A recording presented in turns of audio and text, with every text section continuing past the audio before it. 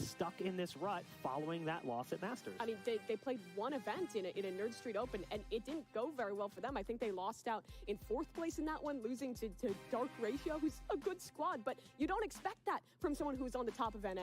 Yeah, you know, they have been trying out new agents, right? Especially for Saiyak player, because that was a big problem for them. Not wanting to lock him in on the Raze too often, not wanting him to play the Chamber. It was like all about the Jet in stage 1. So he's been experimenting with the Neon. But it is no surprise that these two teams playing today are completely driven by the success of their duelists on the Jet. Both TenZ and Saya player have been locked into that agent through stage 2 and really only seem to find success when those players are on. Yeah, and I mean, you talked about it. The Guard has been experimenting with making that change, playing new roles for Saya. He experimented with the Chamber unsuccessfully in Stage 2, now is coming back, trying that in the Tier 2 tournament they played, trying out the Neon, a lot of these different roles. The change needs to happen, and I think it is centered around both of these duelist players, because like you said, Chrissy, they are the most stuck-in players. No one else at the Tier 1 level had that one-trick Jet that stuck by the wall. Everyone else was moving to the Chamber, moving to the Neon, moving to the Fade Raze, and these teams were both stuck in the past.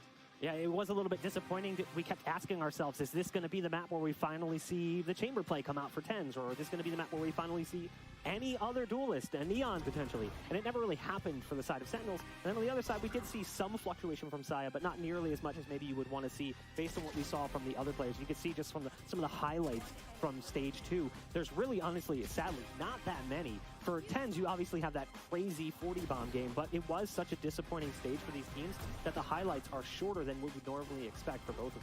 Right, now the good news is, we know these players have been practicing, trying to expand those agent pools. You mentioned Saya player has been playing the Neon. Now this one is a bit of a coin toss for me, because frankly, the Neon hasn't looked good for them when they're playing in those officials in that Tier 2 scene. And at the same time, we have seen Chamber come in. TenZ has been trying to pick up the Chamber for the Team 2, so that now becomes another option for this roster. And I think they gain a lot of flexibility. We talked about Celsius coming into the fold. He's a really flexible player. He can play the Raze, he can flex onto that dive to be a little bit more meta. He can also play the Initiators, like we were talking about. So I'm really hoping that that frees this squad up to have more flexibility, to have more freedom, and to try TenZ out on different roles, because Chamber, the nerfs haven't come through yet. He's still an incredible agent.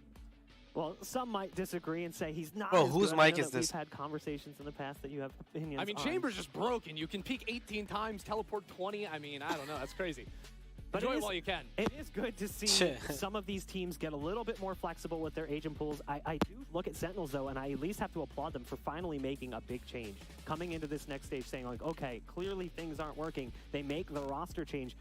Guard, they come in with the same setup, and I'm worried. I'm worried it's going to feel stale again, because it was stale last stage. They tried to innovate, but even the innovations they tried to make were so small compared to teams like Ghost, like EG.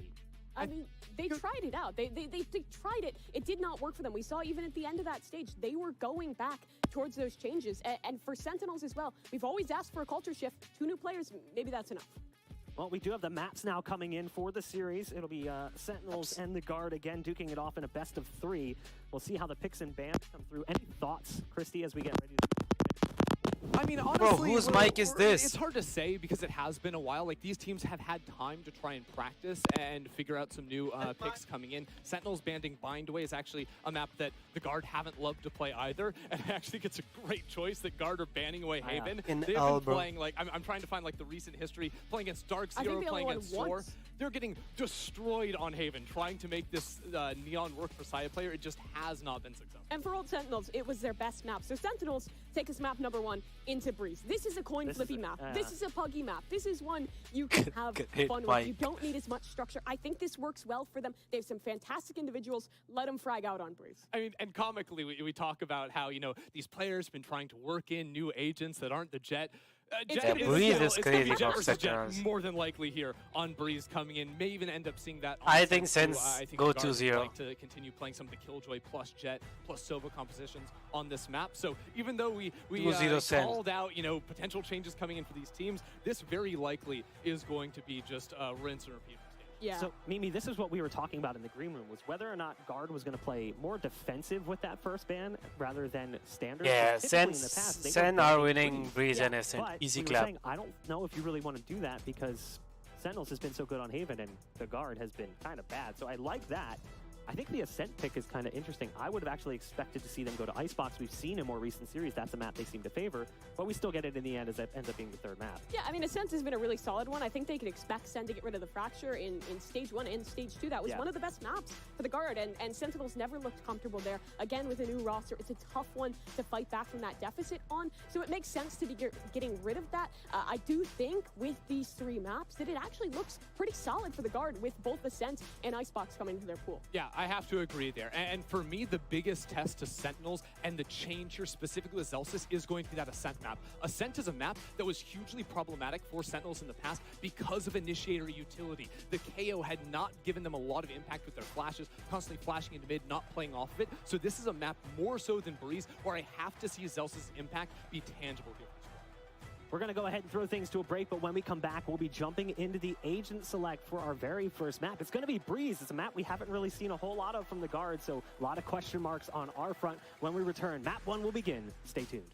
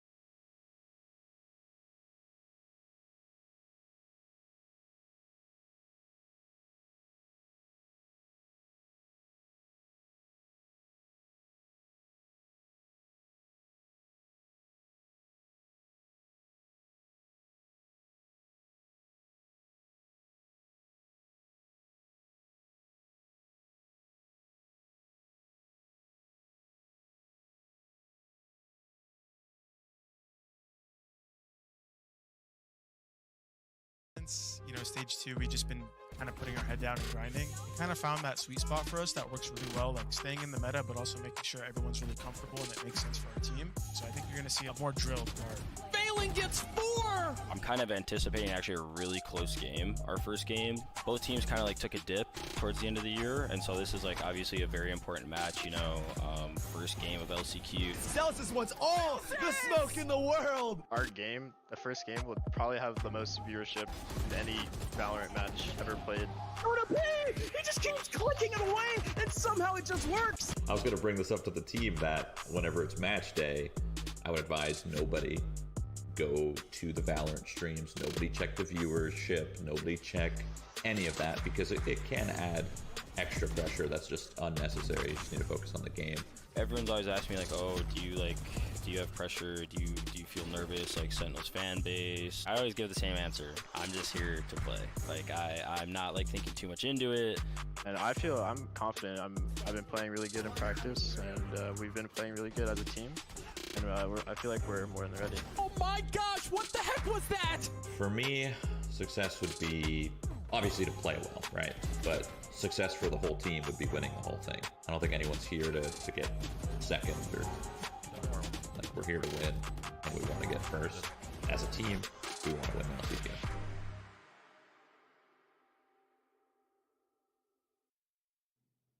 And we are back, just about ready to jump into the first match between Sentinels and the Guard, the revamped Sentinels, as they brought in Zelsis and Shroud, and a Guard who is looking to find a win after a very disappointing Stage 2 and Stage 1 Masters. It all starts here for the NA LCQ, and we're jumping into the agent select here in just a minute, but we said it before the break. Map pool does kind of lean a little bit for the Guard. It was really important that that map pool go their direction because this is actually, in my opinion, a pretty even series. Yeah, I think it is quite even, considering how rough Guard was slumping in Stage 2, and considering that Sentinels are coming in as a complete unknown quantity. They get to start on Breeze. We don't really know their map pool because it is that brand new squad with new players, but Breeze is a comfortable map if you have that puggier style, if you're a new team, and if you just have great individuals, which they have TenZ, they have Shroud, they have all these fantastic players that can pop off on this map. Absolutely. Look, at the end of the day, it's hard to stand here and be like, yeah, we know exactly what's going to happen coming into this match. New team, new players. But honestly, forget all that, because I'm just excited to see this matchup, right? Like, this is so much fun. We get to see Shroud on a pro stage for the first time in 4 or 5 years. It's going to be absolutely awesome, and it starts off with our best team in 2021 going up against the Stage 1 champions in the Guard, and of course, only one team can walk away from this and go to champs. And I'm also really curious because we start things out on Breeze. We were saying this is not a map that typically the Guard has played. This was their perma before, and we haven't seen a whole lot of it. And what we have seen, not good. Buck doesn't like it, guys. No, that's what that good. means. Not good. I'm hopeful that we'll see some changes, though, and it's going to start here in the Agent Select. As we take a look at the pool, it's going to build for both teams. We were talking about it in the pre-match. We really want to see some adaptation come in from the Guard because they felt super stale in the last stage. As they had a hard time with new comps, and then they went back to their old comps and still struggled. You want adaptation? Then why did we head to Breeze? Because this map has been quite stale. However, Sentinels is pulling something a little bit different out. As standard is that Guard comp. Pretty much everyone runs that, but for Sentinels, they've made one change. Instead of that KO where sometimes the Sky is the secondary initiator, they flex onto the Fade. Yeah, and we've started seeing this trend on more maps, more and more. Like, I've seen it on Ascent, I've seen a team running on Haven with like the triple initiator, and importantly, like the double scout agents, right? Like both Fade and Sova can give you so much information over a map. Yes, you no longer have the ability of like a jet to dive into a site, but realistically, that's kind of hard to do on Breeze anyways. Primarily, if you're dashing into a site, it's a quick right, left swing. You clear the close corners. Well, you can do the same thing with a Sova drone or a Fade cat. You have all these tools to be able to get space onto the sites, get information of those close angles, but also when it comes to mid-round calling, right? If you decide not to end up hitting onto a site, you can then re-clear space in mid because it is so frustrating, especially with the jet and chamber on the other side. Those two agents creeping up mid on you, they can cut down on rotation so easily. So that's what the information is going to give for Sentinels. Yeah, and that's exactly what I was going to bring up. Traditionally, most teams just send their jet mid pretty much every round on either side. For Sentinels, they're going to switch on over to that chamber. This is TenZ's chamber debut. We were expecting him to try out the agent here in the LCQ, and he's going over towards it. It's a logical choice to put your star op or your star duelist on that role. And if there's a map to do it, if there's a map to run the duelist list, I think it makes a lot of sense on Breeze. So I'm excited to see what they have prepped. Really curious to see what's going to go down here on our first map of this best of 3. We've got our casters standing by. It's Rivington and Van Silly. Take it away.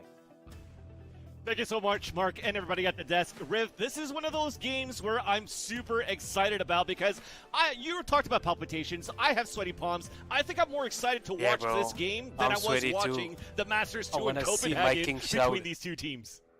Is it a simulation? Are we in a movie? The script is perfect. I cannot wait for this game to play out. There's so much skill going into this game right now. Sentinels is bringing to the table. The Guard has revitalized. And we'll get to see now, as the desk was saying, the Guard back on Breeze. Sentinels now with a new composition.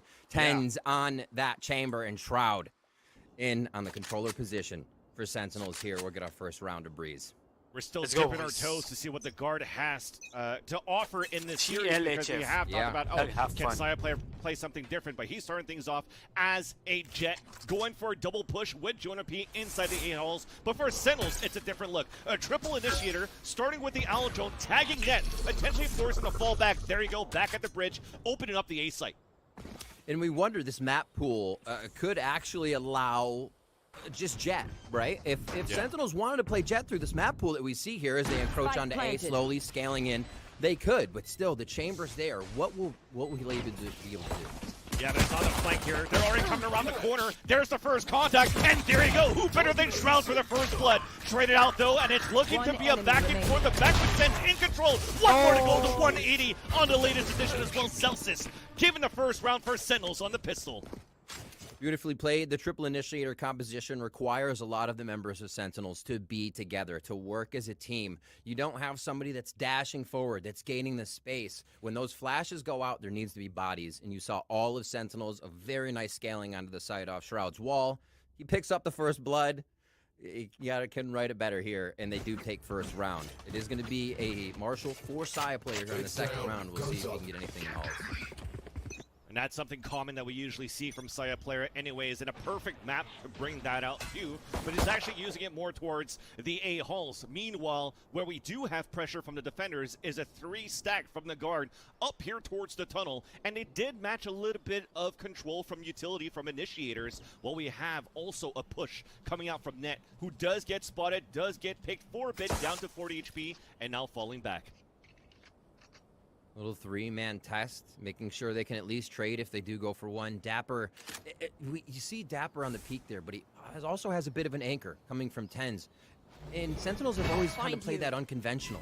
It was Sick on Sage or Dapper on something else on their controllers to get their engages, to be their duelists. Sentinels have always had a different style. And the triple initiator as well leads to a style where you can play straight to protocols. You don't have these set strats. Now it seems to lean towards B. The guard has this quite red, though, Vansili. That triple initiator allows him to play a little bit more slowly, but look at that. Around the corner, the wall comes up, but it's going to be another double flank coming soon from the guard as Sentinels are executing inside the B side. Here we go, just across the wall. They're about to cross. Dial-in is going to be the first one. A ding-dong to the second, so no plant coming down yet. Nice poison orb from Shroud just to try to cover for a bit. 20 seconds left. Plenty of time to still go for a plant, but we still have the Marshall in play. 10 though, coming in as a chamber, getting a shot on to Net. We're still looking back at the flank, and now it's only going to be Saya player spotted towards the mid, and it's going to be an easy 3 versus 1. And it's going to be impossible for Saya player to try to win this 3 versus 1 with only a Marshall. If he can hit a few through the smoke, that would have been fantastic for him, but it looks like he will get contact.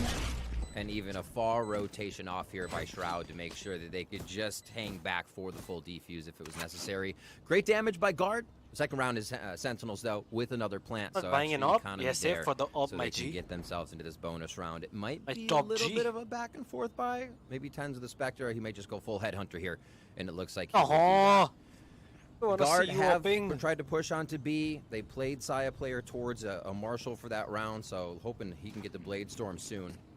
It doesn't look like an operator will be in the future with the economy just yet. And we'll see what they do now as they spit Saya player over towards A. Trent calls now as they spread out this defense. So keep an eye on Net towards mid and how much coverage he can control with this move towards A for Sentinels.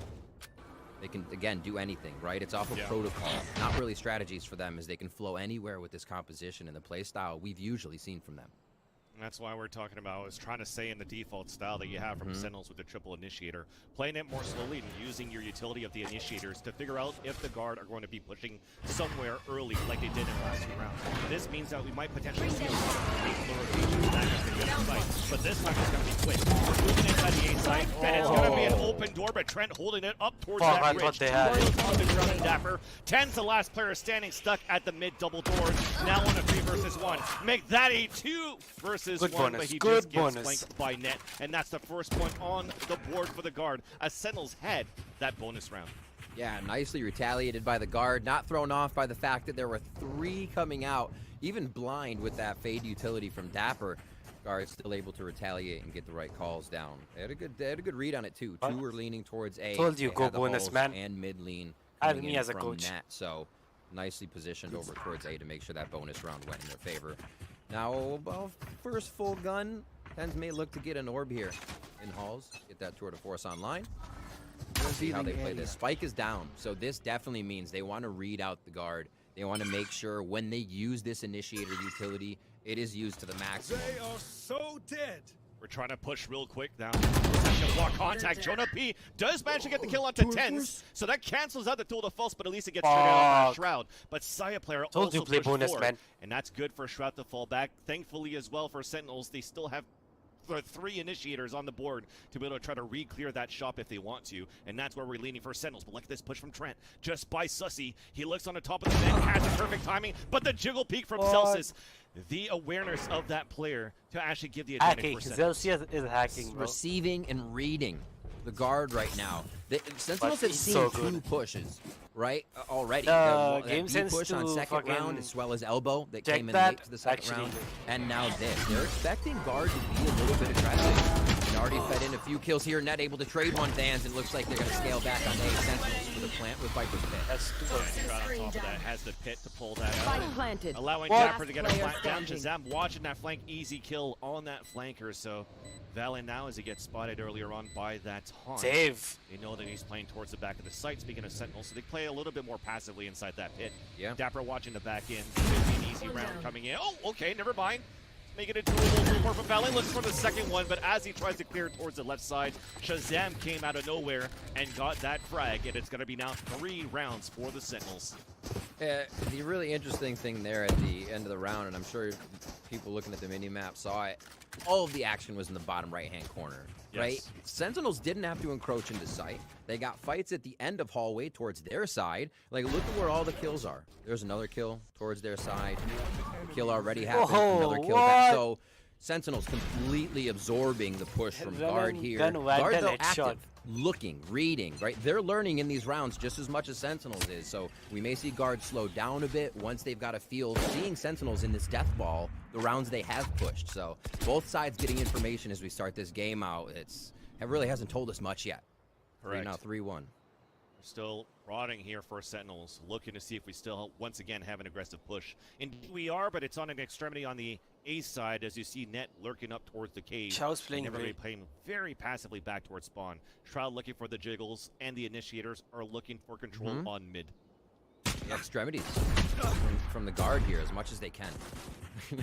Net firing a few off. Looks like the iron sight was not calibrated as he wished. He gets out of that one. A little worse for wear. And again, Sentinels waiting. Look how far, like in spawn. That's the call. That's the call in game, right? They're where they buy guns. They're still where they buy. Yeah. Slowly moving again in this death ball, though, keeping themselves safe, being able to anchor each other. Sentinels move towards the B side. Somewhat there with that push from the guard, but the shots for Sentinels.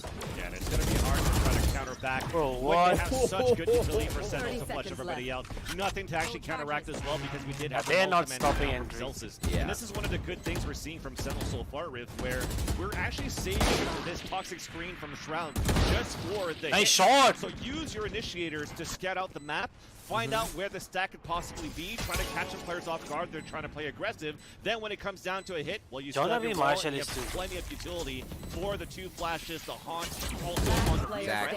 So there's just so much down on the pocket right now for Sentinels that the guard still needs to start learning and adapting in their, what I would call still their comfort pick. I really like guard. Yeah, and seeing the They're young, chamber good push on players. one side of the map tells you a lot, actually. You know, there might be another push, but chances are you have a read that there's a heavy towards the left side. Chamber can obviously teleport out from that push, so you never really want to go too hard on it. And Sentinels, as you said, going in, playing the wall when they do or don't need it, that was the that was the save-ish for the guard, right? So, of course, Sentinels are going to take the long-range firefight. The aim has been on. You see everybody getting a piece of the pie right now. Ultimates have already been used to secure a few rounds for Sentinels. We saw a very early Viper's Pit from Shroud that allowed them to secure a few, and we're back to a bit of a sorted round. Tour de force here for guard. Yeah. We do have armor for them, though, so let's see if they can get themselves back in with this one. This is a double-off setup on defense now for the guards, so despite them losing these rounds, being 4-1 for the Sentinels, everything comes back into fruition where they have a very strong defensive hold, especially after that tag, unlucky. Celsius, and that's no flashes to go in on the execute for Sentinels. Oh, this is when you kind of like say, thank God we have triple initiator, but it's never good to lose somebody, right? Great job by the guard. Beautiful find by Trent. This is what they need. You need to shut down Sentinels who are waiting for you across the map. We're like, all right, wait for this. Yeah. Takes them down. Because guard isn't playing into the hand of Sentinels anymore. They're staying on their own side, hard angles. You double up, like you said. You let the aggression be used. Here comes Nightfall. Looks like And a Nightfall does hit net. You hear the Hunter's Fury coming out. Damn, the utility, bro. Pings and force the fall back. Couple of pings coming out at least from the Hunter's Fury of Shazam. But still a 5 versus 4, so going for a plant. Nice little shock dart onto Tens to do a little bit of chip damage, but still in the end, it's a plant. Close plant situation now for the guard for the retake. Starting things off quite well with a dual defense kill from net. Battle onto mid, and Shazam is lurking back. But the retake back towards the site. Shroud is holding Shout, the ladder. That's the first kill at Berlin. But it continues to get traded out, and it continues to be a perfect retake for the guard to make it 2-4 in favor of Sentinel still. Oh, the little clip shot Sentinels are hitting here just look like they are winning the round, but the backside there, Jonah P moving in, the squad coming together, and they were able to take down just about everybody through the backside of the site when the focus was towards mid, was towards that B archway. So really nicely done there. Guard did suffer quite a bit there in economy, so it might be tough for them to get back into a bye. They're going to call a timeout even after the win to make sure they can keep this flow going, because it's tough, right? They're winning the rounds, like I said, but Econ's down, and it takes the spike being planted and then a defuse. So Sentinels is still getting their money. They're still finding a way in, and I think the guard is then considering, all right, we've played strong, we've pushed, we've held back, they're still making it in. I don't think they care about that anymore. The winning of the round is really where it ends here. Sometimes you can go at, let's stop them fully from getting in the site, but I think this is going to be a plant and take game for guard getting the site, because bro. of the way Sentinels is drawing the these utility is out too much, and really finding guards positioning before attacking. Yeah, and this is a very interesting moment where the guard is actually calling the timeout when they actually had a beautiful retake going in for the team, and good methods actually to hold that Breeze map because of the solo on the mid side, really good, bro. I really like double up on both ends. Now that you actually lose the dual defense, will you try to go for a double up again, because you haven't shown that hand yet, and they are it's going unlucky for there it, against with Sentinels. going for the operator this round. Oh, and that again kind of Charlie Mike. I wouldn't say reaffirms a retake. You want to get a first pick, because if all 5 make it in and you're double op retaking, then it gets dicey. You're looking to use the op as a shotgun, and it doesn't really work like that for some. Viper's Pit's going to stall out an A to start things off, but again, Sentinels sticking together. They don't really have a lurk with this composition. Yeah, the positioning is so good if you're looking at this radar from the guard. The Oppers are walking towards the B main, towards mid. You have the Silva playing towards the back A halls. And then you have the Viper spin in the front, but you're facing against 3 initiators in the front A site. Now the door gets open, a beautiful flash, but it's still Saya player that lands the first kill on the Dapper. Valen answers back onto the A main 2, holding the top. The recon guard comes out, and that's a spike down as well. But we are trading back. It's Shroud and Tens back with a 1-1 of their own. An advantage coming in for the guard as the recon dart comes out trying to flush out Shroud, bringing out Poison Orb, and he's getting sprayed at the same time. Tens goes for a plant. Nice. Oh, he gets the frag. Oh my gosh, almost evens it up. It's the operator for Tens. It feels like comfort. It feels like home, and there's one shot onto net. Van Silly looks so much better at a 2v1. Well, now it's Tens, or Trent, should I say, on the clutch. A 2 versus 1 does have the Aljona to work with. Who better than Trent to try to go for this clutch right here? But the re-lurk is coming back here from Tens on the mid. Now we have to tap onto that spike, potentially have a double swing. The first peek out, the headshot to Shroud, but he's still looking back towards the doors. We still have an opportunity here for Tens to move back up. Comes in for the op kill for the mid doors, and that is a 2-1-4-1 by Mike Tyson. Oh, sheesh! The haymaker thrown by the Mike Tyson combo. Oh, that puts him down a round for sure. 5-2. What a reposition as well, because Shroud was in halls, so that's the first reposition. Tens was in cave. I can tell Tens was scared to shoot. You don't think they're going to go that far Tens around. was so scared to shoot. The timing just right. Great it's communication because when there. Someone's not looking, you can't predict his movement. He's got it in hand now. It becomes dangerous. Let's see if Sentinels can still keep putting these frags on the board. A push from Jonah P here, and guard get a little aggressive again here in round 8. Mike Tyson at it. We've seen those plays before from other players where the underhand throw could catch a lot of players off guard towards that front B. But again, looking at Sentinels, it's been very slow in the beginning of these rounds, just playing where you're mentioning before, Riv, where they're buying their guns. But look at this push from net and the off angle being held here by Shroud. but Bro, wins it. what is this fucking observer, bro? Every time someone's about to shoot, they move it. Let's see What a just how fucking necessary dumbass. that wall is for Sentinels. Happened to get in twice, these bro. rounds. A lot relies on the shoulders of 10s now, right? Yep. An opening pick for them is the way to even this up. So far, he looks for a mid push. How can we play like this? And again, we saw this sometimes from Sentinels before, where they draw out the rounds. Usually they'd aggress a little bit more. Sick would be in somebody's face a little bit faster here, but it does seem like they're relying on the guard telling them a little bit of information before there's movement. This death ball moves once again towards A. They don't have enough members to 30 split. seconds left. We'll see once we get Shazam up here how they can drone themselves in.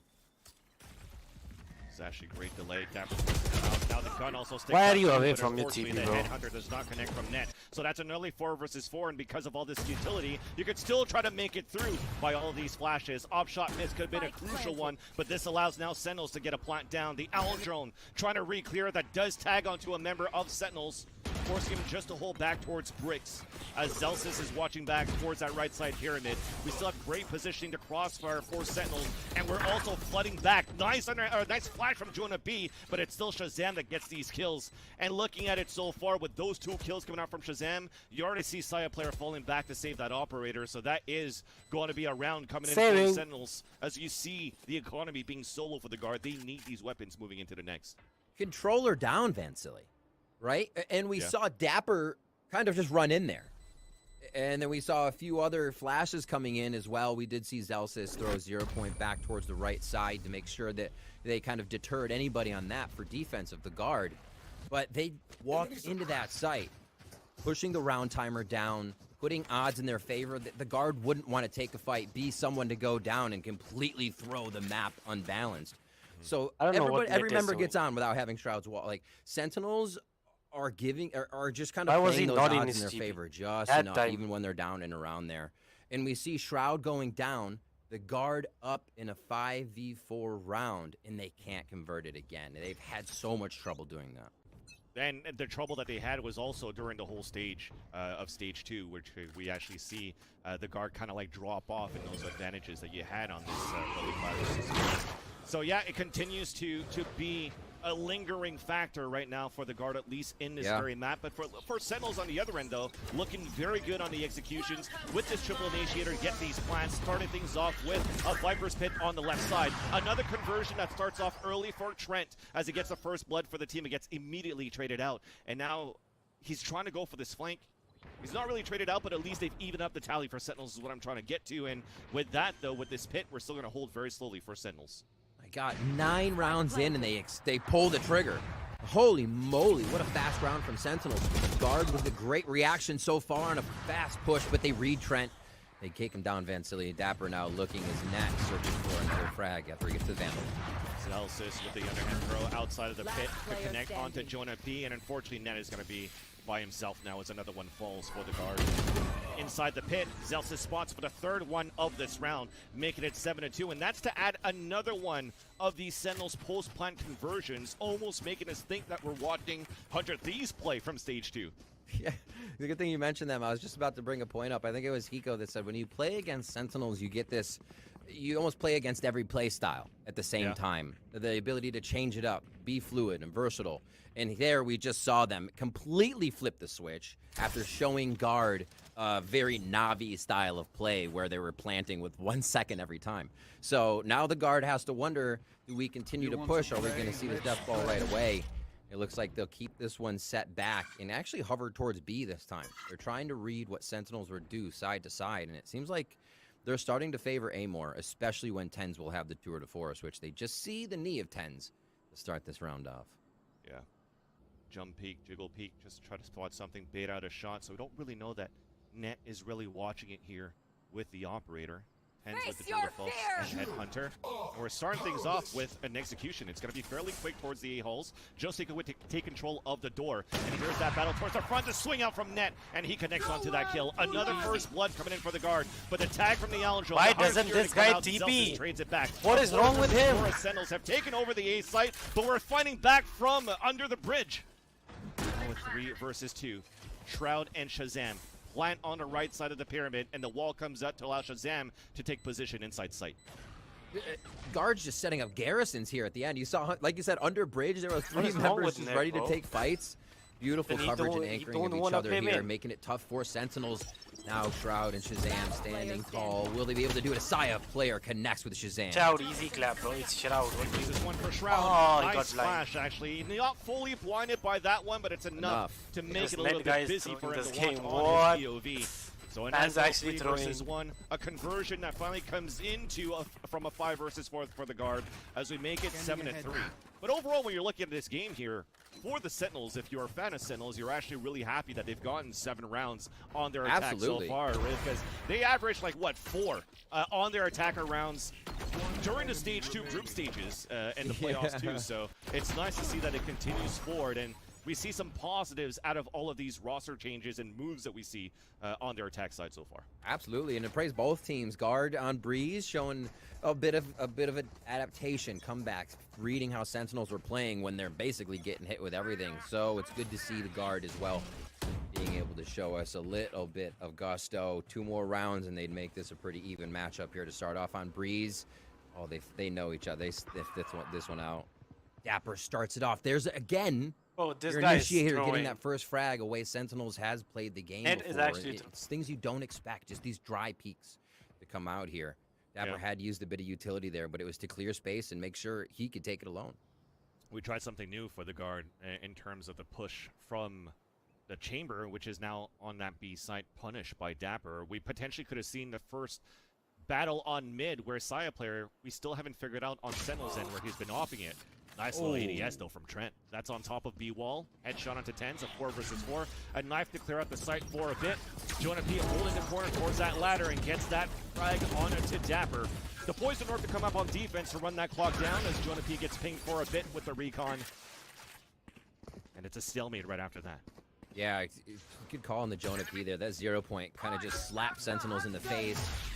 Still saw one try to come through, but it did not work. They thought they might be able to outfire Jonah P.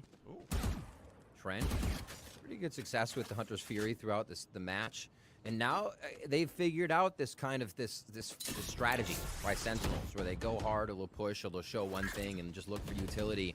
Guard doesn't buy it anymore. 10 seconds. Really good read to have this on B, and Valen drop Shroud. Yeah, they were trying to go for that lurk onto the tunnels, but Valen was on top of that, especially after the underhand throw came out from the Poison Orb. You already knew here for the guard that we had to commit into the B site. So very well done on that hold for the defender half of the guard. That's one of those moments where it looks like it was a very solid hold and not allowing Sentinels to plant finally. So the operator does seem to be a weapon of choice that's grabbing some rounds here. Definitely allowing guard to shut down this Sentinel strategy at least, because a lot of what's happening from Sentinels is they're wide swinging, but their shots are on right now. And clearing the sites we saw in the first few rounds, not using Shroud's wall as you were talking about to keep those angles open, they're now being met with the guard coming online a little bit. Great plays here and the awareness. Really nice spray, because that's down and angled through that ramp too. So Sentinels will call a timeout here. What to do on the final round? Will we get another flip the switch? They go super hard. It is going to be an all rifle round.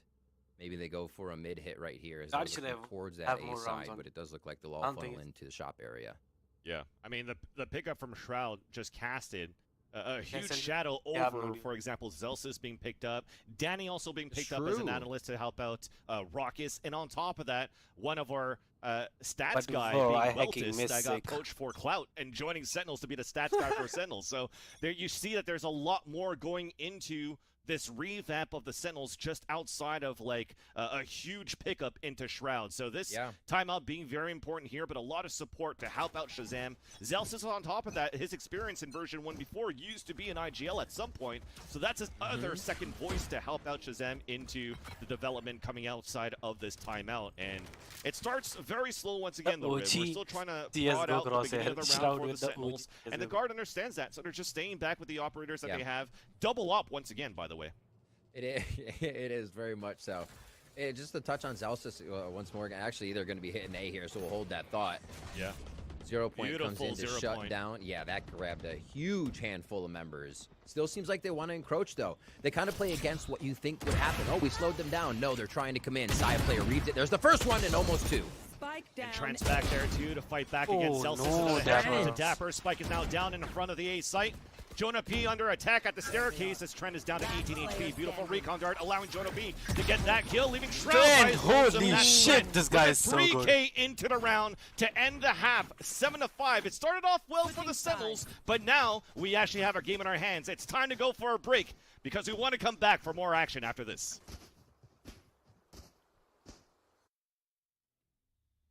Oh, relax. Chill, boy.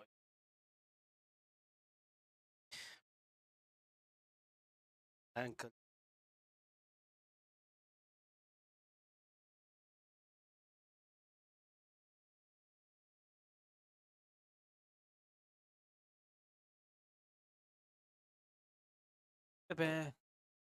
Let's see what people gotta say about a foot. A foot.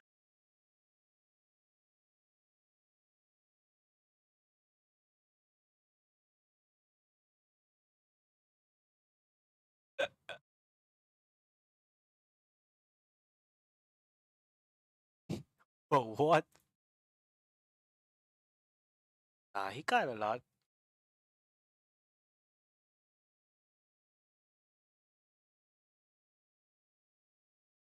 No one is how is no one talking about net throwing our game?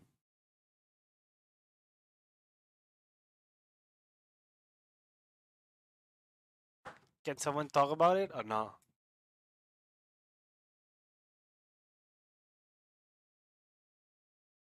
Trent is this kid is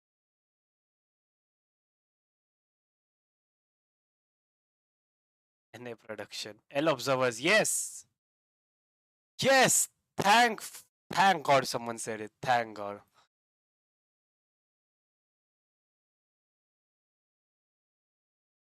Thank God. L observers. NA production.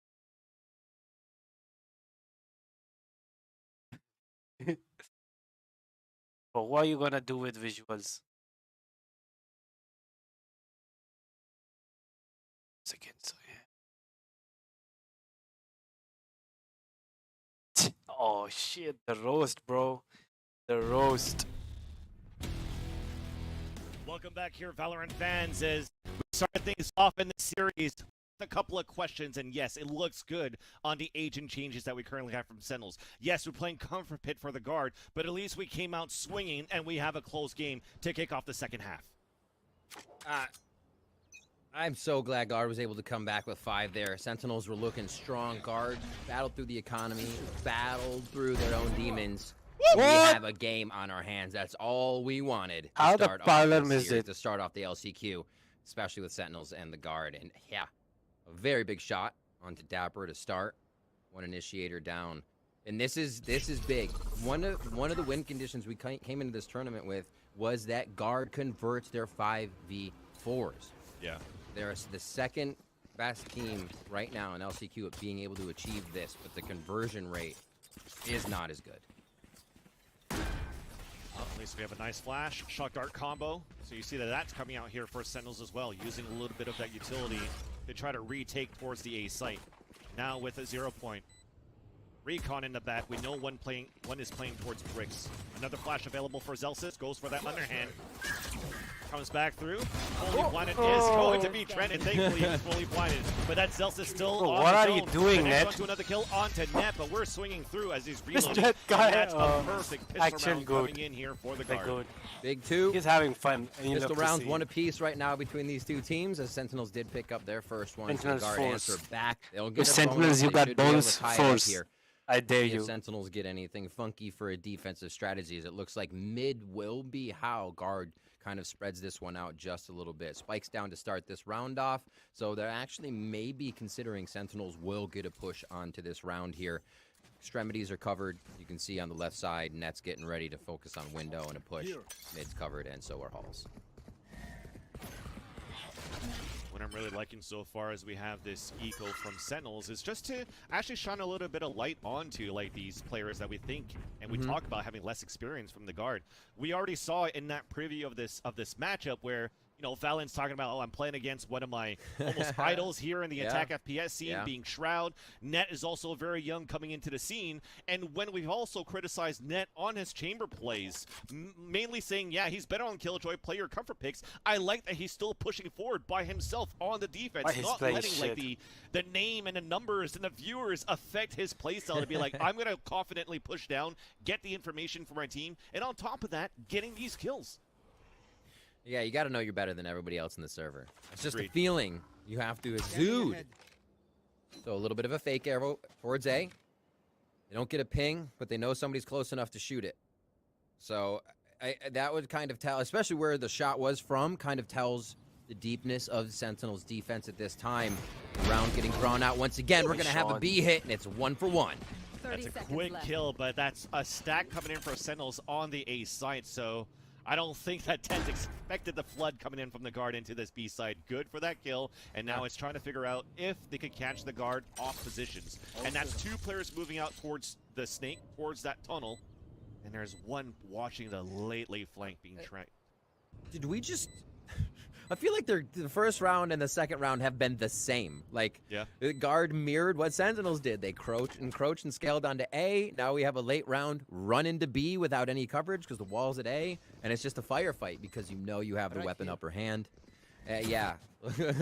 Little, we can do anything you can do situation here to start off our first few rounds. And that's going to be some nice damage. Not losing too much with just a headhunter there. And Valen picks up a few with Trent as well.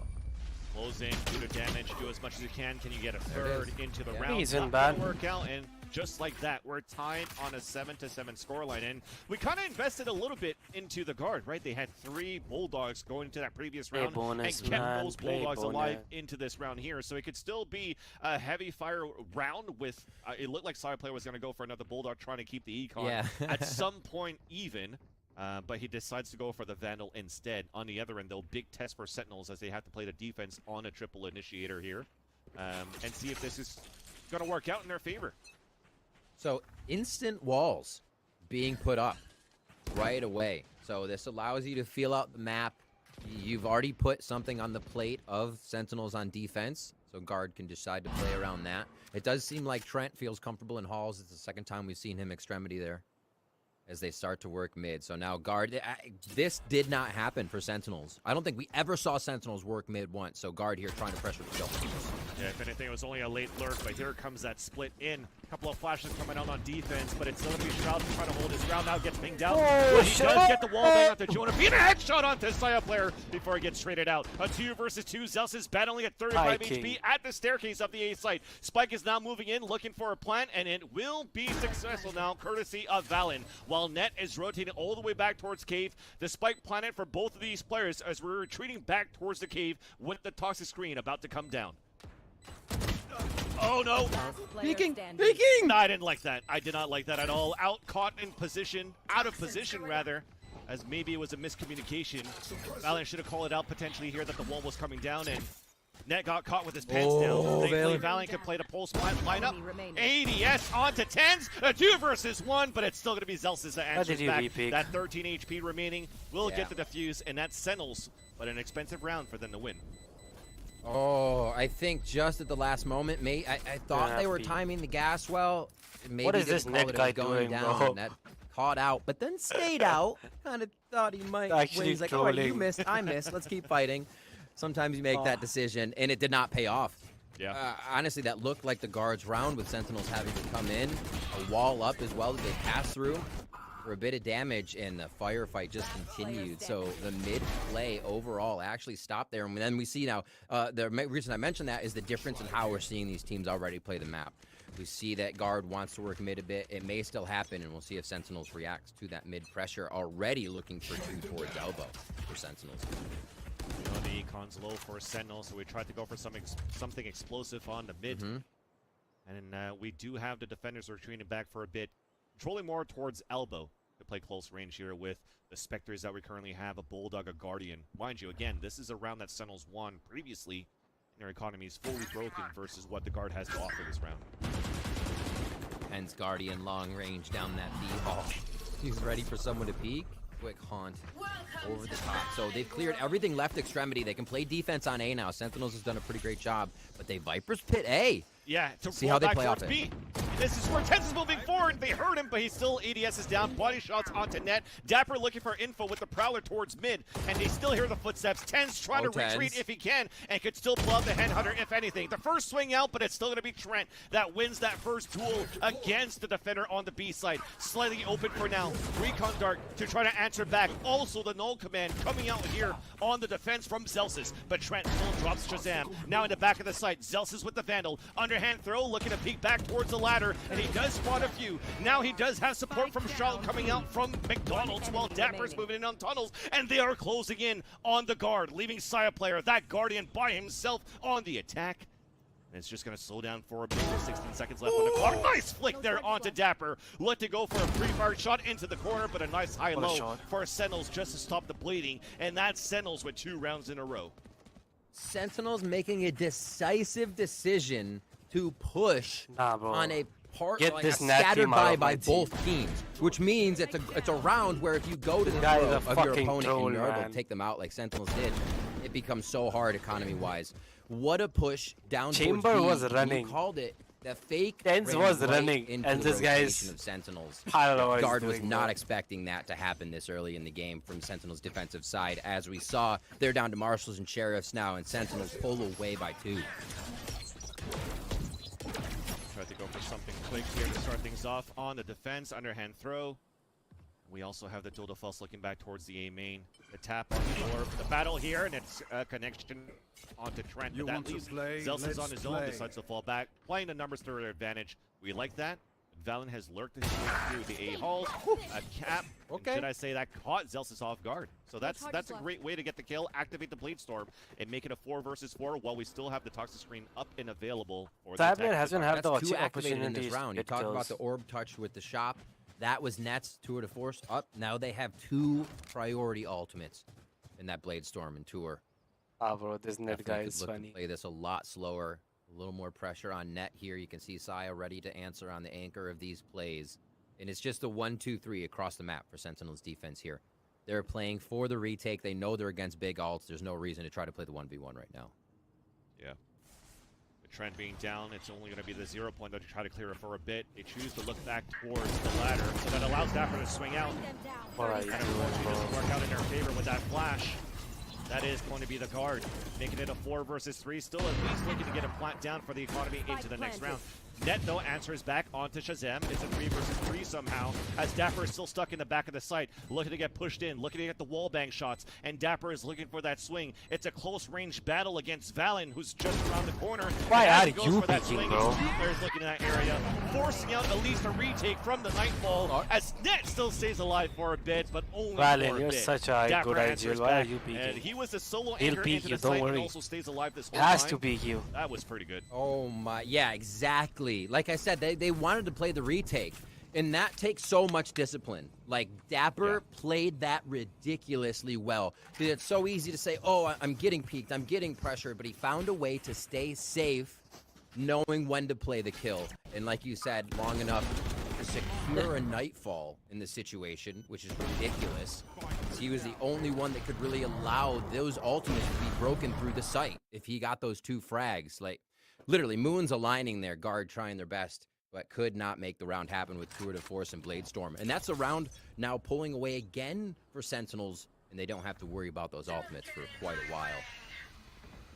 There's a Viper's Pit to start things off at A for Sentinels. That means they can focus a little bit toward B here. You can see the initiators of Fade and KO ready to come back if necessary, but right out the gate. 3 players pushing up towards the mid doors for the guard. Easy trade against Shroud, and the player advantage also on the attack. Plant coming down for the Pulse Plant at the default spot once again, where they could play the Pulse Plant lineups. You currently see Trent moving all the way back. Valen still has his 2 snake bites, and as he actually brings back up that fuel, allows the wall to come back up, and now they retreat back into the A cave. And this is such a strong position. I mean, you still have net towards mid. You have an alarm bot looking back towards the flank. This is just going to be looking to be one off simple utility from the guard. Let's see if we can actually get the retake from Sentinels. Why would you wonder do what it his so countdown early? is. You might be able to actually get this to a fast beep. They're going to have to force defuse it. Here comes the ultimates. They're trying to flick across. Velen takes down Zelsis. Great organization in the ultimates here. Sentinels knows they can't go for it or force to back off. So still, even after losing pivotal ultimates on the side of guard, they're still finding ways here to make sure they can get themselves around. That was big to be able to knock down Sentinels on that round. Yeah. The guard have been looking pretty good here on the way that they're taking up here towards the A site to play the pulse plan, because a lot of these times Velen gets a plant and still stays alive too on the pulse plan. There's been some situations, of course, where losing his player is back on the pulse plant in front of the cave where he has to try to clutch it, but overall the initial strategy of the guard trying to get into A for the plant seems to be seamless because you still have like what, 3-4 players make it into sight on that plant. Back towards A possibly. It ain't broke, don't fix it. Yeah. So they've set up this wall the majority of the time. You can see it being the gas ore being popped back and forth as Null Command comes out. Quick site take here, and they feel like they should just scale into sight. Like round 1 here, but with ultimates, makes it a little easier unless Dapper does that. We did have a tag coming out onto Shroud in the back of yellow. Aldrone coming out from Shazam. Shock Dart's trying to come through. And that's going to be a little bit of a combo. That could have killed Jonah P. He's down at 2 HP. And finally, kill confirmed by Shazam. But alert coming back towards mid from Trent. And he can come up huge right now. It's a 5 versus 2. We are watching that flank, but it's Net and Trent. 2 youngsters right now in the roster making it work, at least for now. Trent on his lonesome. And it does not connect there, unfortunately, on that duel. Now they could have used the the actually sword. did have a crossfire set up no matter what. He was fighting Shazam. You had Zelsis on the other end and 1 going under the fuse. And that's Sentinels at 11. Triple initiator retakes are gross. Like, they are going so quick. And I talked about it a bit before. We saw that it was Zelsis and Dapper playing over towards B. And they've switched it up. You can actually see Shroud headed that way now with the way they play it. But just imagine if they go A, you have, even if you lose one of your initiators, you have 2 to still retake. Like, your retake is immensely powerful. And then if they go B, we already saw it, Dapper backs up. So does Zelsis. They can delay, but they still have initiator retake potential. Retake, I don't know if we said that enough. It felt like a broken record when we first saw Sentinels playing, right? Yeah. They would move across the defensive side of the map and retake everything, even if you had 5 in the site. And with the triple initiator, it seems to fit way more into their wheelhouse because they can wait a bit longer. They can get into position, and they can make sure that even if you have ultimates, it doesn't really matter. Guard are going to call a timeout and figure out how to thwart this, how to say, okay, maybe if we all turn our monitors off while we're getting flashed, it won't count, right? But even then, we saw Shazam coming through with the sonar bolts. We saw double kills through the walls at B. We've seen them kills through smoke. So it's almost impossible to get away. And on that last round, the spike went down during the plant, which gave Sentinels even more time to swarm the site, and we saw Guard kind of scrambling. So they seem to be just a step ahead here on the rounds. And Guard, when they do win, are taking a lot of damage in those fights. Round 20 here, Vans. Really important here. We actually had a buy coming out from Velen onto Trent, or sorry, for a Saya player. So you now know and see that the economy is very low for the Guard. A crucial round for them to win, and also banking on the fact that they need Velen to get the plant so we can pull out the Poison Orb, or should I say the Viper's Pit. That said, they were able to do that on the splits towards the A side. This round, looking to focus a lot of players on mid control, even abandoning Cave. Guard have had good success through this doorway. So you can see him touching it again, saying, all right, let's get the rotation now. No bite, though. Sentinels staying very controlled on their angles. Just a little bit of a lean now from the defensive spawn area. Dapper's going to have to come up huge at the pillar of the B side. The smoke dissipates. Could have lined up too, but that's an easy trade back. Vibrant Spit is available, but it's stopped by Shazam just by the archers in the back of the B side. Spike is also down, but Shazam's run is by himself, actually. He can do it so far. That's 1 kill. Traded out by Saya player on a 2 versus 2. Now there's no information from the Guard where the last 2 players are, except maybe with that 0 point that just came out. The rotation's coming back towards mid.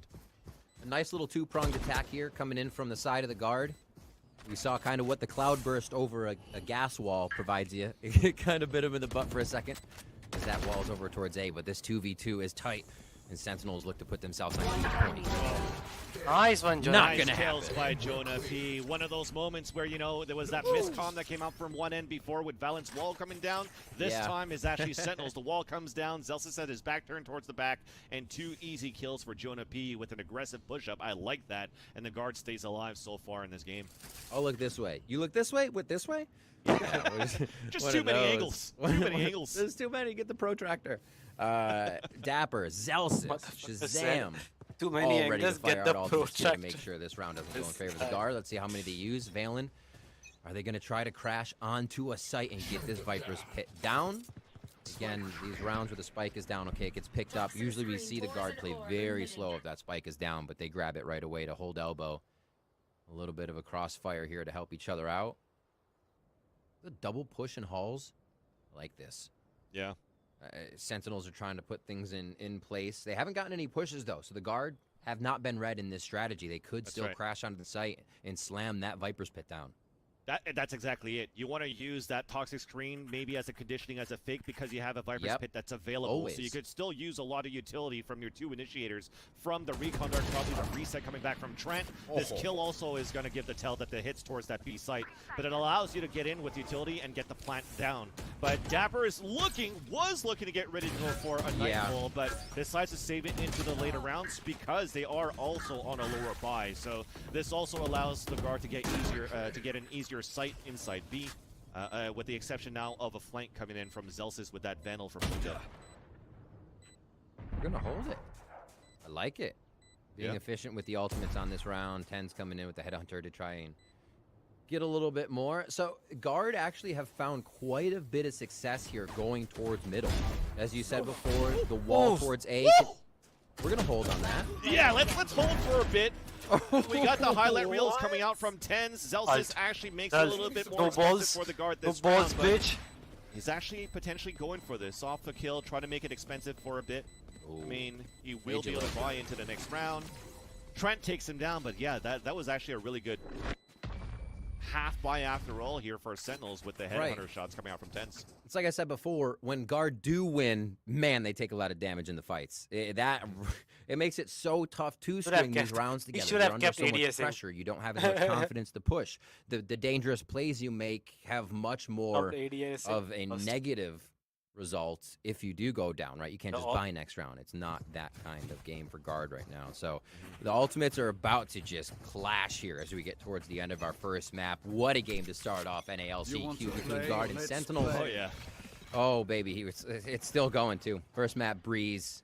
We never thought this would be in the mix here. But guard wants to avoid Haven. The other maps, just get them out. Towards Halls is going to be the play here.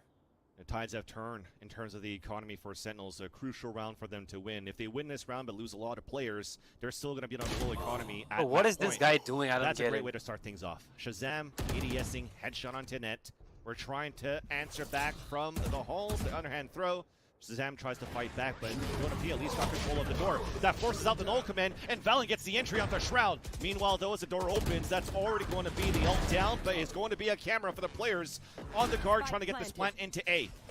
Still, the Viper's pit available. What is the head guy doing? Null command coming out on the defense, so that's going to delay things just for a bit. And there you go, the pit finally comes out. Trent still has the Allen drone. Hunter's Fury to come back as well on the retake from Shazam. And it's Zelsis, Shazam, and 10's looking for the retake, but they have to retake with an off on top of that. So this is good positioning, at least for Valen inside the pit. Now as the wall comes down, coming in. Oh, the close range trying to get that shot. Lurking around the Viper's pit, leaving Trent on his own. The swing out, and unfortunately, as Zelsis comes down towards that ramp. Just run inside your wall, Trent was looking at the wrong angle. And that's going to be the defuse coming down for Sentinels at map point. But bro, this net guy is funny. This round could have been. Still, there's an opportunity for the guard with the economy and that plant that they just got. Bit of money, like you said, coming back into their favor. Again, we see the Sentinels using this triple I am so initiator embarrassed, bro. You basically negate the space where guard could be standing in that Viper's pit, right? Whether you have Shazams, whether you have a Seize, a Han, a Prowler, a Flash going in to know you have the upper hand. It has to be something about it now. Like, they almost knew where they were going to find their fight. Get out of my way. Even though they took a few casualties of their own on the side of I was Sentinels. the one talking Game about point that. here as we come into round 23 for Sentinels. It looks like they'll hold off a regular 3-2 defense, actually, on that side. Hold their ult. They used 3 ults last time and they play lost. coming in from guard. In the beginning of this round, you had I don't understand why Jonah P ulted. Of course, then now you look at the overlay, they don't have that much utility to work with. If you're looking at what's still available, True. It's going to be very tough right now. We're seeing the guard trying to split back into this A site. What a push coming in. Zelsis could have their backs real quick, but guard make quick work of everything that's in A. Is Zelsis too late, or is he just in time? Blade Storm now down, Spike now planted. Zelsis looking towards the back end of the cave. Ten's looking for the high ground. But here's that flash to the door. That spots Ten's, but Jonah P still manages to escape. But this still gives him good positioning on the pole spot now for the guard. And even Sentinels, look at that. Save. On a 5 or 4 versus 3 rather, he might play it a little bit more passively and might try to save unless they get this kill. And they do. So that opens up the mid doors. There's that Nightfall that's going to ping 2 players out of the 3 remaining inside the site as well. So you will commit for this. The Recon Dart to come out, the Toxic Screen as well. Molly in the front from the fragment of Zelsis. And we're straight to the wall. Put the timing on that one. Trent allowing to get 2 kills out of that. And that is going to be the guard holding the plan after all. We're 1 round away of seeing overtime to kick off the LCQ. Who gave this net mid becomes this off? opening, this place where guard can encroach into Sentinel's defense, be a thorn in their side. The initiators want to stop you at like a forward choke point and then be able to play their angles, right? When we see Zelsis now trying to play 2 sides of the pyramid because there's cave and doors, that doesn't start to work as well because of how far back they're roasting the shit out of. Shroud's not going to be able to do too much. He can put up a smoke, right? But that's not going to stop guard from flooding in. What a shot. They're already in, and Zelsis needs a little more help there. So guard have found a really great way to be in the middle of the initiator comp to start roasting the instead shit of out of Sentinels a time to position. And even then, like, there's not much Shroud could do when Net goes in and enters that way with a Vandal running up mid. When you already had the crosshair placement by one of the greats being Shroud in attack FPS in the attack FPS world when it comes down to crosshair placement. And it was actually quite interesting looking at that previous round because yes, we were able to save an operator for Sentinels in that on the last round for Tens, and they didn't decide to go for a double op setup. They actually went for Tens. Let's just keep that operator, go for a full buy, and this results now playing a dual defense and a much lower buy in round 24, last round of regulation, where the guard has everything in their favor to force the overtime. Trent's been pretty spicy with that ultimate, at least a few tags and maybe even some frags for him. They didn't put the wall up. That's right. They did not put the wall up at A this round. So we'll have to see what happens where guard goes, where they decide to use it. If they still fake it late, the push Tens wants first blood. Nice shot. My God, Saya player with the pick. That is a huge first blood for the guard. Saya is really, really good. He's not getting good chances to show. Around, but he's been unlucky. That shot, and that was he should have been top fragging. On elbow. As the Toxic Screen's about to come down, he's looking for the window flank. Null command coming out here. This would be incredibly impressive. It would be impossible. Very doable if we actually have a huge flank. Oh, the wall comes up on the timing on defense. And Dapper's position's now given away with 2 players playing under the window. You're going to have to play hard, but it doesn't work out. He had utility in his hands, with the and Marshall. Closer and closer for the overtime. Shroud with the Marshall. Zels is down, and Shazam with the Bulldog, but the Rez comes out, forcing out the Hunter's Fury to tag onto one. The double kill with the Hunter's Fury, leaving only 1 player alive. That's Zels with that Spectre, spotted in the front of the B site, and we will be going into overtime. A Saya player gets that last kill.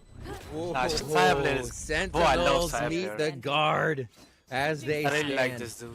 Oh my gosh. Overtime for this game, all ready to start in our best of 3. We still have we still have Icebox to go, but that doesn't matter right now. Standing tall. What a match.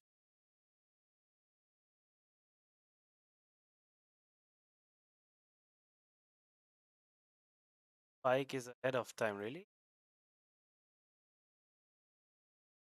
She says, so we are also. Oh, this guy made the point.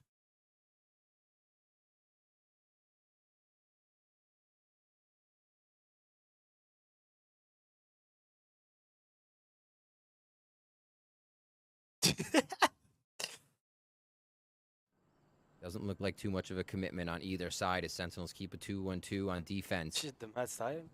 Sorry, guard on defense as we swap. Yeah. And Sentinels going back to this kind of attack, but now we do have a lurker. Dapper is away from the team.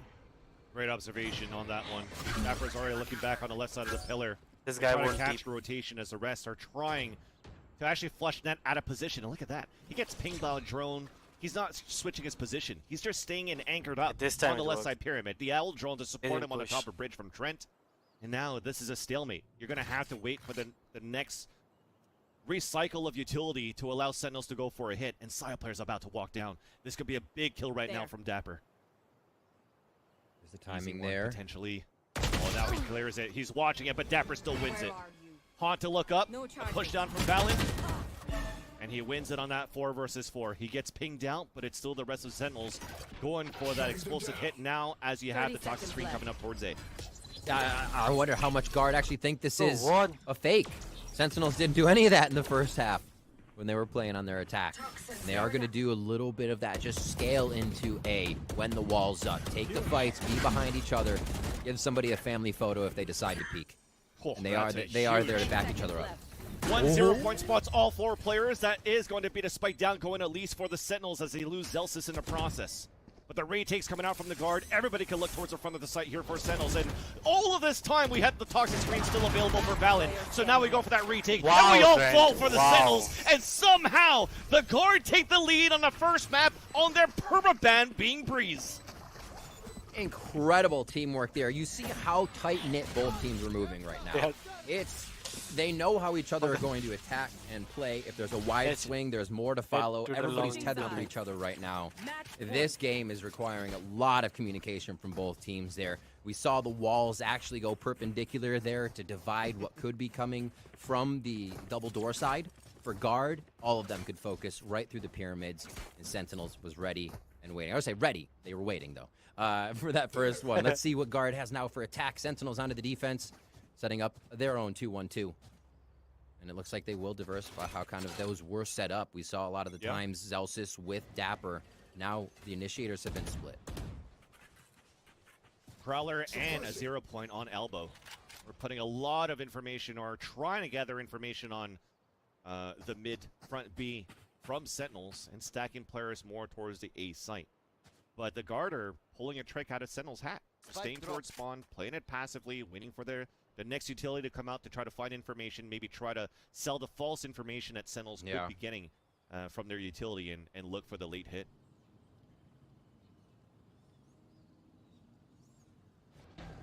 Birds just chirping. Who's going to break the silence? A quick Prowler out, so they at least know where Dapper might be lurking and playing. And that's kind of Dapper's style. So they know Dapper may actually just be on a bit of a sentry mission to figure out what's going on. Wall up, Owl Drone. This is a fake right now on the A side to hit towards B. But we hear the footsteps. Tens is on the top. They don't clear it on the top here for the guard, but no hits, no kills. 10, or should I say net at 1 HP, finally gets dropped. Now it's a 4 versus 4. The knife actually pings him out, and we have an recon guard actually that pings out Saya player. But Valen is not towards the front of the B site. It's a 4 versus 3. Tens was trying to go for the hero play to at least narrow down the numbers on the retake, but we still have Zelsis. The flash in the back of the site. Saya player is also holding that angle. The peek out. Zelsis wins that fight. And now here comes Trent on the lurk, back towards tunnel. The 0 point coming out on defense as we have suppression coming in. Jonah falls, but Trent moves forward. The first headshot at the Shroud. The recon dart to come out too. And Valen is still holding towards that window. So we have to go for the quick kill, and it works out for Shazam. Now Valen has to go for the jiggle back into front, and Shazam saves it in now for the Sentinels as we will go into double overtime on Breeze. Oh my word. Okay, Tyson, that got a little scary there for Sentinels fans. You saw Tyson dive into a crowd of attackers, but that initiator composition just coming through. And Shazam, hello? His aim has been crispy this game. When we are on him, he is clicking heads, and he actually had a read on where every flank was coming from, like he was in the guard's head on that attack. That's what you need to keep the rounds going here. Sentinels do just that, and we're going to get an operator here as the buy comes out from net. So they can get that gun onto these hard angles to hold here. That will be focused over towards Cave. It looks like it's another split round-ish from Sentinels. We did not see a lot of this again in their first half. They're starting to distribute the way they play this strategy to get guard messed up, because all Sentinels really did was either hit fast, never play mid, or go right down to 10 seconds. Now, Saya players trying to do the same thing as Tens did on the B site. The Allen drone for the ping, but this is going to be one of those same things once again. But Zelsis gets the opener. We actually do clear that top of flank, but Valence in the back of the site connects onto one, but cannot get the readjustment onto Shroud. We have a plank coming down. Ooh, that's going to be a big audio cue. Dapper staying on the top of mid. Right back as Net is looking for it from the top of Ness. And that's a great pick. But another late lure coming out from Elbow. Tens is going to hear the rotation from Jonah B. Connects onto that kill, and we know the second one's moving towards tunnel. Shroud is playing the pulse plant. Shroudy That's one of the things we like to see, yeah. I mean, Shroud, we talked about it before. One of those players that's coming in. As we do have the shots landing on a 1-versus-1, and it is halfway. We're forcing out the ping. The wall bang coming out from Shroud. Does get the kill, and who better than Shroud to win that round on that 1-versus-1 against Net, putting Sentinels back at map point. The time, the ice cold. I feel like everybody's sitting there sweating like, fire it, Molly! Oh my God, fire it!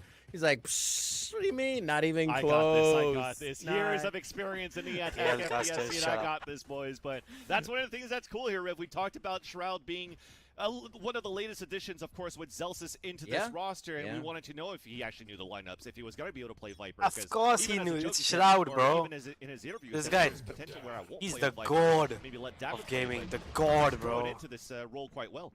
Ice cold lineups. Makes you think you got it.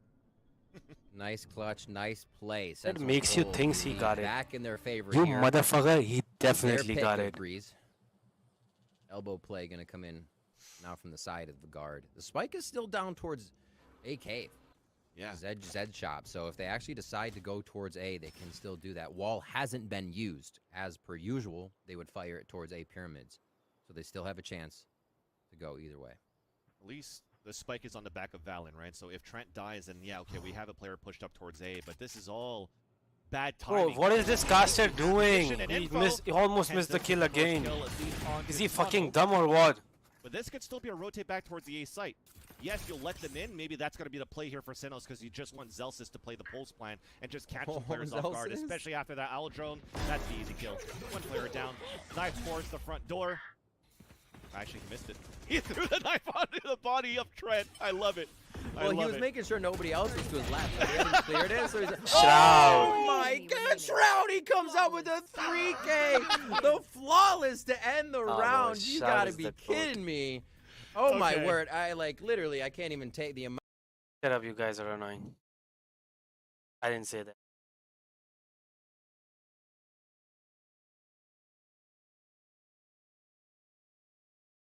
What is Spike, GG?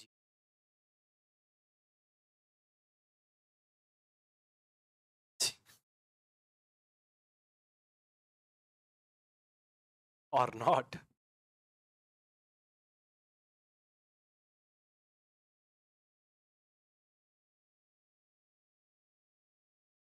They won a map.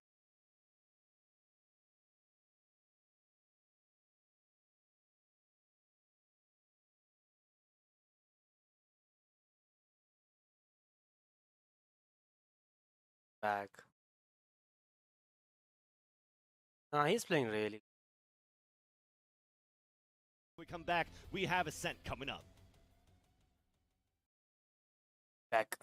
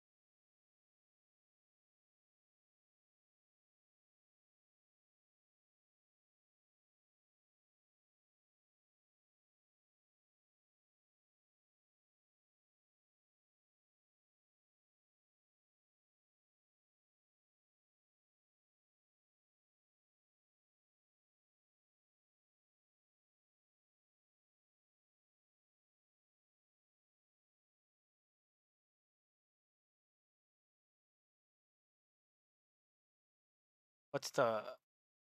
Why I can't click? Oh, it's load. 10 versus...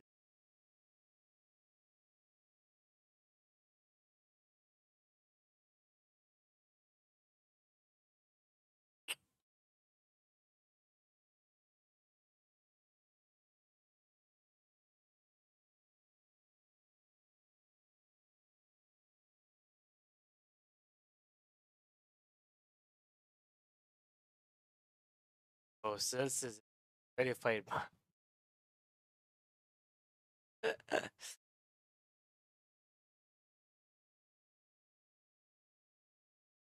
Eesh. I sign up as a...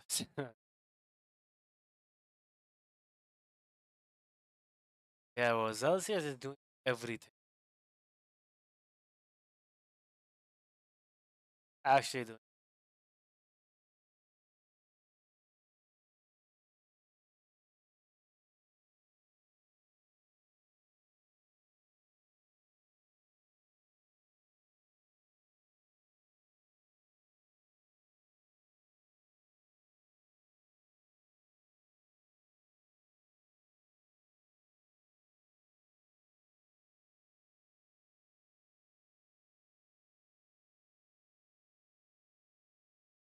No. Really, really hates. They talk a lot of shit.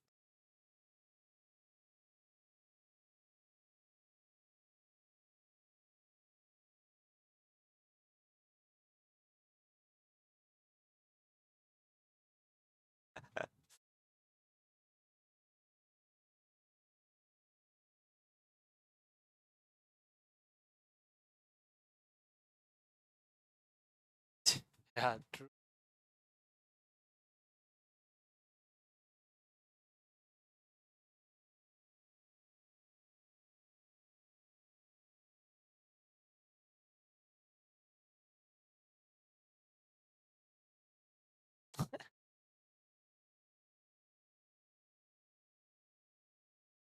How are they even getting spoilers? From this team? The one map when they had back last stage was when Tens dropped 40. This time it's a well-coordinated team, a well-put-together squad. This is the Sentinels we've been waiting for, and we finally got it.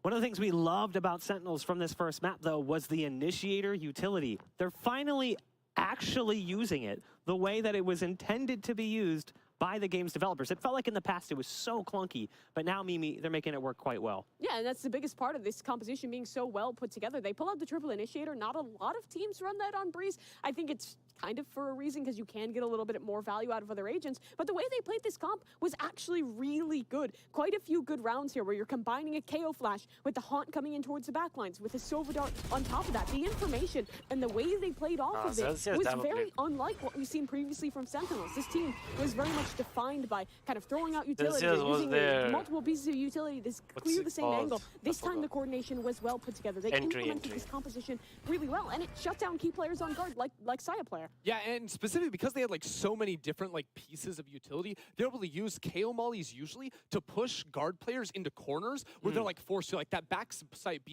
That's so funny, bro. Forced to like that backside B play. You have a KO molly. Even touchdown was not enables that double spam to come through for a couple of kills. So it wasn't just like, let's throw everything out. It was very well put together side hits that didn't allow you anywhere to hide on the backside. And I think despite the fact that they didn't really have a great agent to combine with the fade utility, they still did a good job at using that fade utility. I think the Cats threw Viper Walls to stop people from swinging with the KO flash. Yeah. The Cease is in back. It's even insane, if you don't bro. have something to follow up, it stops re-aggression, gives you time to play, gives you time to react, and well, they want to. Oh, what is this comment? One of the agents you were just talking about, KO as well, ended up being pivotal for them as it was Celsius who was in that position. A lot of eyes coming into this game were going to be on Shroud naturally, but then we were saying, keep your eyes on Celsius because Celsius was playing so well coming into the switch to the new team, and things have only just improved. I mean, you can see the numbers here. They speak for themselves. As the KO, he was definitely leading the charge. Yeah, absolutely. Obviously, the gunplay working out for him, but specifically how he was able to work in the utility with the rest of the team was really, really nice. I think we saw multiple moments where he was able to shine specifically because of good team coordination, and that is just a pleasure to see from the Sentinels. Yeah, absolutely. As an individual, like you mentioned, he was I fantastic. think think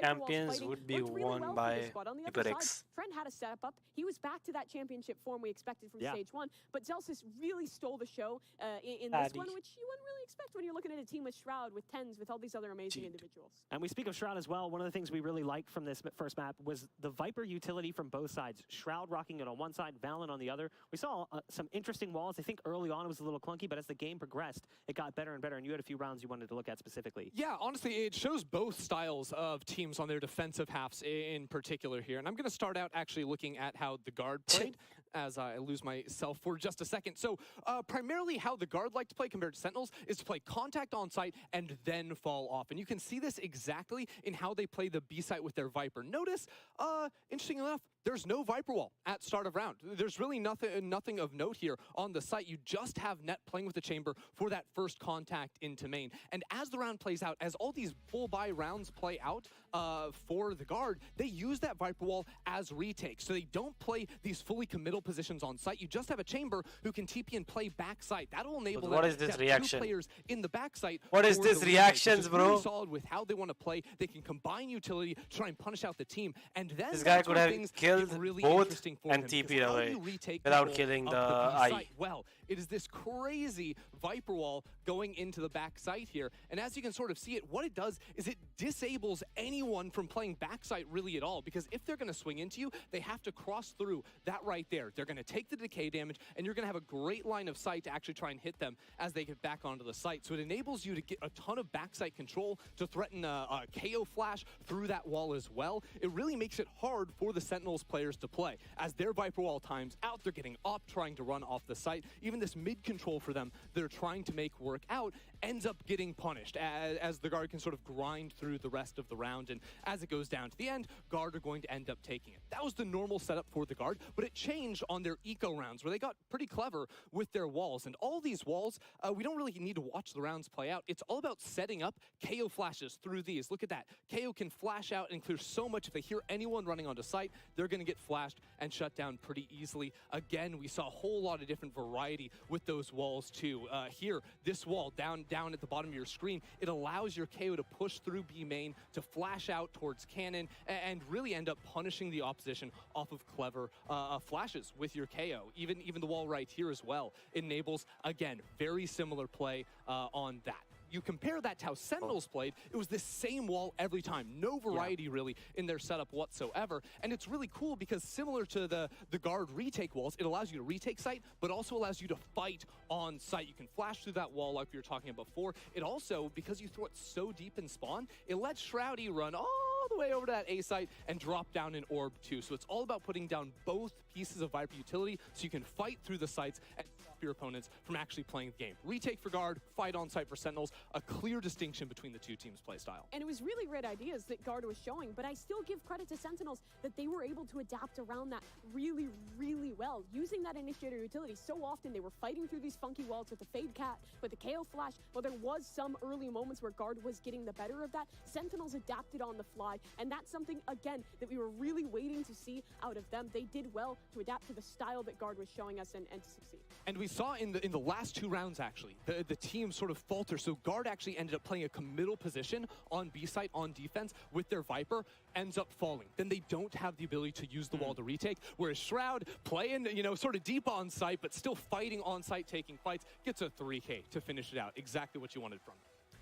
What I loved about the Guard was that they at least looked rehearsed on Breeze. This is a map we had not seen them play too much of, Mimi, so it was good to see them look a little bit better on the map than maybe we would have anticipated, but I still feel like they dropped the ball in a couple situations that really would have put them up in an advantageous position. They could have taken map 1 here in the series, but at the same point in time, now we move to Ascent. This is their map pick. Yeah, absolutely. I think Guard, we saw the kind of slow start out of them. Quite a few rounds where they had the advantage. It looked like they were going to be able to close out. Overswung a little bit, overfight. They had a few of those overheat moments. I think it calmed down over the course of the series. However, I think heading into Ascent, this is a lot more comfortable for them. Like you mentioned, Breeze the permaban. They do not like playing this map whatsoever. They still put up a good fight against Sen. And for Sen, can we start the match? I'm so bored. From them on Ascent. Previously, it was a shaky map for them. As of late, obviously, we haven't gotten to see it. Yeah, Ned, please don't take chamber, bro. You're fucking dumb. done with here Chamber. comes the agent select. We'll see if things switch up a little bit here for but please both don't teams, take Chamber. honestly, because we I'm kind as a of gold looked at the guard Chamber coming into player, this I'm and said, embarrassed. agent comps were a little bit stale. We looked at Sentinels, we said we really want to see the Chamber come out for 10s, which we're seeing again here. And but thoughts on the again, agent no composition as it locks duelists. in? Honestly, Sentinel's just going to run triple initiator on every map, it seems like, too. Ascent is a map that we've seen a lot more teams trying this one out ever since EG and NA started playing a bunch of that. Other teams have followed suit, whereas Guard, they go back That defense to isn't good, almost so I don't think basics. they really Trent need has that, been do they? playing the fade, but typically like But this what comp they in need. stage 1 for them would have Trent Chelsea on, has on that the easy. Sova. But other than that, almost exactly the same with Saya player continuing to want to lock in that Jet. Sentinels have changed coming into this stage. The Guard have not. No, it doesn't look like it. And as side player, again, we talked about this. He did have some struggles on map number 1 of Breeze. Coming in towards this one, his success is even more pivotal with that attacking sided start. Both Trent and Jonah P are going to be dedicating a lot for him to find good moments. On the other side, for Sentinels, the pressure is a bit more off for Shroud, or excuse me, for Tens on that Chamber. You can be a little bit lurkier. You can be a little bit slower. The triple initiator allows you to get those great side execs without needing a dedicated dive. Well, we're going to have to see what's going to happen here. It's a little bit disappointing to still see some stagnancy from the Guard, but maybe it's just a matter of comfortability. Our casters are standing by. We'll be diving into Ascent. Rivington, Vansili, it's all yours. I think Jim, Sentinels. Ready to go here for the second map now on Ascent. And, NCS is really good on okay, Ascent. I had a conversation with MC before Riv when we had this game. I was like, I don't want you to tell me if the guys have been in a lab, if we're going deeper into the agent pool for the Guard. There's some slight changes, but once again, it's those comfort picks. But what I like the most is, can Net actually still prove that Killjoy is going to be viable despite this Molly now that could actually go through walls from the KO Oh my or God. things else? Just cancel everything. This camera angle, I thought that turret was on a wall I've never seen before. I was like, okay, we're already starting off with some new tech right now. But actually, we were just falling off the map for a second. Getting a ride up on the gondola to start off on Ascent here. Looks like a B tiles to A. We do see the Omen here for Guard. One ways will be played. One ways will slow down Sentinels. That's the objective. But you're right. Will Killjoy work? We'll have to keep an eye on the KO and Killjoy utility interaction. Unkillable 0 point goes towards mid here as Shazam gets some pop shots from the middle of Cat here. Nice little combo of utility as well on the attack to actually force Tens away with the rendezvous back onto Cat. So mid was forfeited for a bit, but we haven't taken control of anything for the Guard yet. Still holding towards the link, trying to see if Ten's going to re-push out while he has the TP on cooldown. But we're just going to try to play it slow, find that timing. Well, there you go. Tens is back, Teleporter's back. Nothing's changed there for at least the Chamber into this patch. Here comes the first utility off the refreshments. The 0 point clear out towards Cat. Another dodge out. So a reposition again. They're reading the re-round of utility, as you were saying. Going towards door here. This could easily go back towards Cat. The push already in from Valen. And that may be the encroachment they need to get this positioning. And what a positioning move they have from Sentinels. Break the door, force to rotate out. Tens gave up towards Garden, and now we're pushing Dapper. Side, but it's Dapper. 2 kills with the ghost on the back of the Jenny, lining up a third one with the wall bang, and that's Tens on the other end just to hold it back off the rotation. Nets on his own, on the lurk on mid, and that's gonna be a prime giving flawless from Sentinels. A few of the cleanest ghost shots we're gonna be seeing. Dapper is really good. I forgot how good Dapper is. Has always been an amazing sight holder in the 1v1s, the 2v1s. He thrives in these positions. Here, this second, what is that second shot? Slowed down, it still seems fast, my man. Oh, and that one coming back through the Jenny gets a clip, and then the rest of it. I would be like, Tens, you took my fourth. That's basically what happened in the site. But yeah, that is a statement round coming in from Dapper. You can't say much about it. Guard really tried to work the map just to get shut down coming through by Dapper. That's the strength as well of playing that triple initiator for Sentinels, but we'll talk about that a little bit later. It's a quick push outside the A main, and it's already spiked down off the grab well. That's going to be tough. The read on the play, instant push. Shroud is on the Astra too, so that's the quick click practice honed in on that, and they even get their own one-ways from Shroud here to make sure they can gain a little bit of positioning. Sam's just holding with the yellow drone back from the Garden, and that spots at least Scion player on that Marshall. So they pretty much have all that information up on A on lock. Well, that spike is still down, so a tough battle for the Guard to take this. So we'll take the time to talk about it at least. The triple initiator comp, it has been shown here by EG during stage 2. retweaked and revamped as well by Optic into Stage 2, and now Sentinels is using it. And one of those moments of where you saw that second kill coming out from Dapper was just a nice little lineup to get the kill off a recon dart that came out from Shazam as well into the A side. So there's just going to be a lot of utility that's going to ping out your opponents. And if everybody's so focused on trying to take you down on aim duels, then you're going to be able to ping so many players on his retakes for Sentinels. I mean, if you think about how Valorant works and the way that it can be slow, if it's a slow game, information is king, right? Yep. And if you have more information to gain over and over, we see them recycling the utility. It becomes much harder to do anything in the dark, if you will, to have your opponents thrown off because they're already pushed up. They have extremity cover or utility cover in a certain area. Let's see what happens. This still the same setup coming from the guard. I mean, tile coverage from KJ is a kind of a norm. Have a bit of a lurk. This is one of the first times Net will be by himself. We'll see how much they can provide over there with 4 playing towards Cat and Gelato. Sentinels set up a 4-1 here to start with 4 towards B. Okay, a little bit of a TP on the top of the boxes, looking for some aggressive mid control with 2 riflers on the top, and that's TenZ. Crosshair placement broken, and Valen punishes him for that by being on top of those boxes. One of those little tricks that you actually see here that we actually haven't seen too much from Omen players on this Now map they should start lurking. That was a nice start. Valen definitely finds a lot of comfort on Omen. Clutch situations, first bloods. No stranger to any of those of the sort. A real big reason they were one of the #1 teams there. Fragging IGLs are a rarity. See the push towards B, though. It has been held by Nat. Seems like they want to get in. Nobody's really close to any alts. We're still so early in the game. But again, guard try to play this time down, and Jonah finds 2. That's big news. Bro, what? No. Tried to get something at least on the A side. The underhand throw actually did catch Zelsis off guard, but there was support from Shroud. But what that does is that they're on a bonus, so losing a little bit of a Spectre to allow the rest of them to get into the B site, we'll take that any day here for the guard. Absolutely. Easy in, easy plant. They have Sova, they have Fade. I think that's a good retake. Getting swarmed by all this utility will not be fun from Sentinels, and they'll know exactly how to use it. Doesn't look like they have much more than Net just on the crossfire. See how Sentinels get in. Excuse me, lost a rifle in the process. Not only a Spectre here because it's a gun round now for the guard, and Shazam's looking for that retake for Sentinels. The wall bang onto Saya player as Net is hiding inside the smoke actually, and that allows him to get through the nebula on a timing. Spotted, but as he comes out, Dapper was waiting for him. Then Trent stays on the boxes for 2 kills, looks for the 3rd, but we continue with these trades. It's a 1 versus 1. We talk about Valen on clutch, but it's not going to work out. Dapper gets the kill. And he's going to be able to get this defuse right here. How? Make it 3-0 for Sentinels.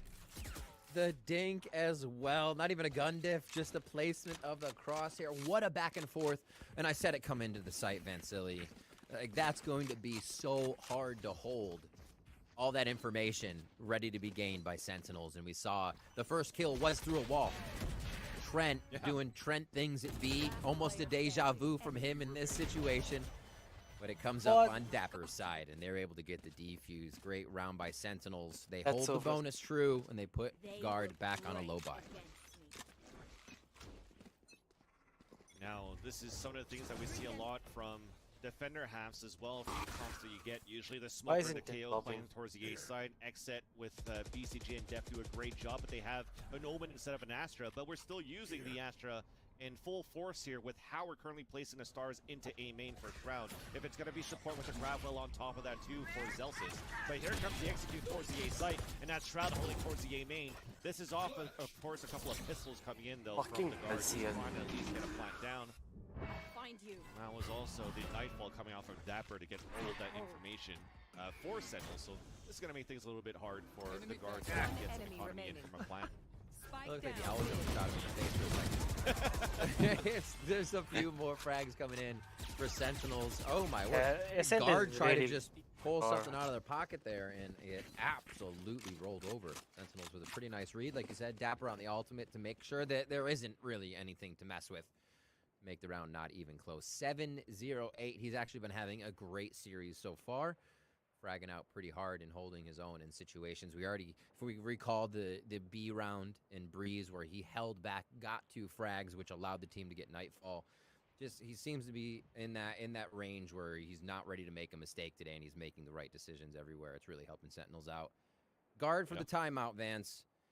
The rounds that slipped away from him are, but what if, right? What if that didn't dink through the wall on Dapper? It's the bonus doesn't go, another round doesn't fold over. So it's not like you get to say that and come back. You have to figure out what to do now because Sentinels isn't going to make it any easier. A few ultimates coming online here for the guard. Trent probably could get a Nightfall out if they encroach on enough space and get in the face of Sentinels. But early timeouts twice now for guard here. One of them was after their round win, but it seems like they're having trouble getting through Sentinels. Well, that's it. Getting trouble getting through Sentinels on A main on top of that. So I think where they had some strengths from the guard was actually forcing TENS away from mid, forcing the TPs out, and getting that fake on mid to force TENS off the rotation off tree. But when they do that and still lose the fights towards A main, the position from Zelsis and from Shroud are very, very hard to deal with. So I feel like maybe a Gelato late lurk or something like that could work things out. After actually this timeout, it's a paranoia. Why didn't they do it at first? And Sire player dashes forward to be able to get that headshot onto Zelsis. So I don't know why they were not like this back before. into this aggressive A side that Shroud and Zelsis have been doing towards that A main. So the great timeout after all. But this is still going to be one of those stalemates where a little bit of utility was used to get control of that, but not much into map control gained. Right. If I can put it that way here for the guard. So we keep an eye now on the conversion. This 5v4, Saya player is able to get, and he stays alive this time. Because a lot of the time we saw that, Saya player breaks that distance and nobody can trade with him on a frag. Maybe this time, Asher's, sorry, 4v4 coming up. They will be able to get a little more positioning. At least the knowledge is there, but here comes the initiator utility. That was huge. Off the seas and the fragment and a push from Trent. Coming in hard for the guard after this timeout, and that's going to be the plant on a 4 versus 1. With the economy looking pretty strong here for Sentinels, you could definitely go in to make it expensive here for the guard, and you could count on TENS to maybe try to get 1 or 2. Yeah. So the attempt, justifiable here. It's nice. They clean this up, helping out the 5v4 version Sky. statistic for them. And that was a great pressure, too, especially in a round where Saya does get a frag. He is actually the next one to frag again, right? He was the one to push out as we get TENS on 1. He called it. Valen will stop that, though, in its tracks. But yeah, Saya still with, 30 HP, was the first to peak. They keep in order what they're supposed to do with this composition, and they follow up accordingly. And we saw guard just pile in after Saya did finally go down. So really nicely done and keeping their strategy in line, right? It's very easy to get deterred from it, but they're not letting Sentinels do that. Yeah, and that's what I was trying to get to too, as you see the rotation coming out from the guard is Sentinels playing it on the A side. If you lose control of one side, you can push forward in the rest. So pushing 2 players inside A main, you're leaving up tree, but the position that you gain from A main allows you to play the retake a little bit better. And I like how the guard rotated back to Cat and used utility to actually deny the aggressive pushes from Sentinels after losing A main. So nice little chess match on that previous round. This round here, very, very slow. The Haunt Knot spotted them out as it was thrown out by Dapper to get control on mid and information. But this still allows TENS to push forward with this operator. A game of one ways and stars being played over towards A still. You see the change up of Net's positioning. Mentioning that from B towards mid. Turrets can be able to grab a bit of info. Oh. Operator in the smoke. TP out. First. Gun! Ooh, the quick trade, though. The triple walk into a smoke. I love it. And the spray back through the cloud burst, but the Nightfall coming out on the attack. It does actually see Shazam with this Odin just trying to ADS down for only 1 kill. But these are looking really good, at least on both ends. Immediately, the null command gets dropped, so we have a 2 versus 1. Shroud looking for the fake res, looking back towards our front of the site. Going for the real one to swing out, and that's Trent with the kill. Very well done. Good patience by the guard, and not going immediately for the plant, just trying to make sure that they get the kill. And that's 2 rounds now on the attack for the guard. Clean play. I think just be collected was one of the, probably not one of the things said, it's speculation, but just collect yourselves a little bit more by the guard. Plays don't have to be made immediately. Make sure your teammates are there to crossfire. Obviously, Trent doing what he has to do in a situation, but it seems like they're just much more confident about their peaks. Being down a player isn't stopping the guard here. it's really good to see that the game hasn't shifted their mentality at all. The Sentinels have been pretty aggressive, have been trying to gain the space. Guards still want it first. And here we see that win finally, right? Yeah. They're like, no, A space is ours. We're taking this. Stop smoking it. They actually put 4 members there immediately, and now they control that orb. They'll back up and start to go back to what they were doing in mid. Still a stack of numbers, though, for Sentinels towards this A site, because we have this duel to false from TenZ that's locking up the B main. Meanwhile, though, as we give that up for Sentinels into the A main site, you still have that crossfire there. So Guards are still going to try to play this very cautiously, waiting for potentially the other Haunt to come back up here for Trent, while they do have a knife ready to potentially try to stop this duel to false out towards B main. Another smoke mid. Valen has 1-4 sight. Knows how to use it. Quick prowler towards TenZ. He'll get a call out and get a double lean over, actually. That's right. Now 3 members of Sentinels at B. Orb grabbing left and right here. Yeah, comes out. And as the orb gets picked up, that's an immediate null command coming out from Jonah P to take the B site. So Dapper, first headshot there with the Sheriff, but that stops him right there. Valen trades it out. We have a site open for the guard. The res coming out too. So it's going to be back on a 5 versus 4. But we talked about ultimate, so the AWP is still available for TenZ. We still have a Cosmic Divide, but at this point, with all of them funneling out towards the spawn, it's going to have to be off utility and the Stinger, hopefully, to do much here for Zelsis. He has to get by the one way. Lane is the only fight he can take actually coming down. It's unfortunate because it does create the longer range. 0 point from Jonah P, spotted a few, so we know that we're committed to try to stop and contain the guard into the site off this pulse plant. And that's the plan. We never really wanted to go for the defuse in the first place. We just want to make it pricey. It works out for all of these kills. Good for 3 overall. And that's Trent continuing to build up kills after kills that we wanted Trent to do as well. And that we know Trent for. And Trent has had those rounds where he's played a lot of Sova in the past, but I'm liking so far that we're fighting back and getting these numbers on a fade. Nightfall ready into this round, and also 1 round away of tying things up when they have the harder side of Ascent here, Riv. Right, it's not just the agent. I mean, you get the same stuff out of Fade that you kind of do out of Sova, but still seems comfortable just railing heads and taking rounds for the team. 4-3 here, a little closer to start off than we had on Breeze. Guard seem to be online right now. We'll see what they can produce for round 8. Sentinels getting a bit of a push into B main for the first time here, a little bit deeper rather. They have had peeks and checks. Bring them down.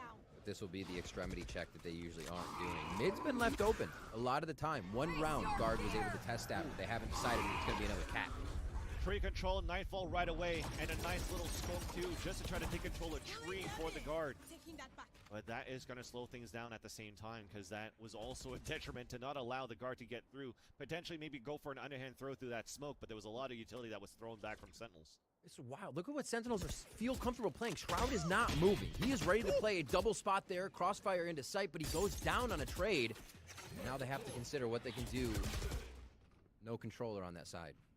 That was a nice little double swing out. Spawn. Outside of the Cloudburst 2. Zelsis down. Shazam off the rotation. And this continues to be just nice from both of these teams. The pushing coming through, it's well read by Sentinels, but the trade comes out immediately. I just love this until this happens. TenZ pushing towards the B main, looking for the 3rd kill, and he's going to get the headshot there onto Valen. Lock it down here for the Sentinels. Net, my guy. A little bit of a fumble there. TenZ. That's a Casa curse. Absolutely cleaning up and realizing the situation. I mean, there's an arming time for the bot as well. TenZ knowing well. I mean, TenZ would fire through a flash there if it was on the screen before he would try to rendezvous away. So the alarm bot's not going to scare him. Yeah, really well played there. Just simple, kind of knew he could shoot. And a bit of a misplay by Guard. That will haunt them coming into that round because they had positioning and they had numbers. A quick 3K by TenZ. Turns the game into SEN's favor here. Still a bit of a buy for Guard. And they have some money in their pocket, so not too bad. Late Storm 2 available for Saya player and trying to initiate for him for mid control.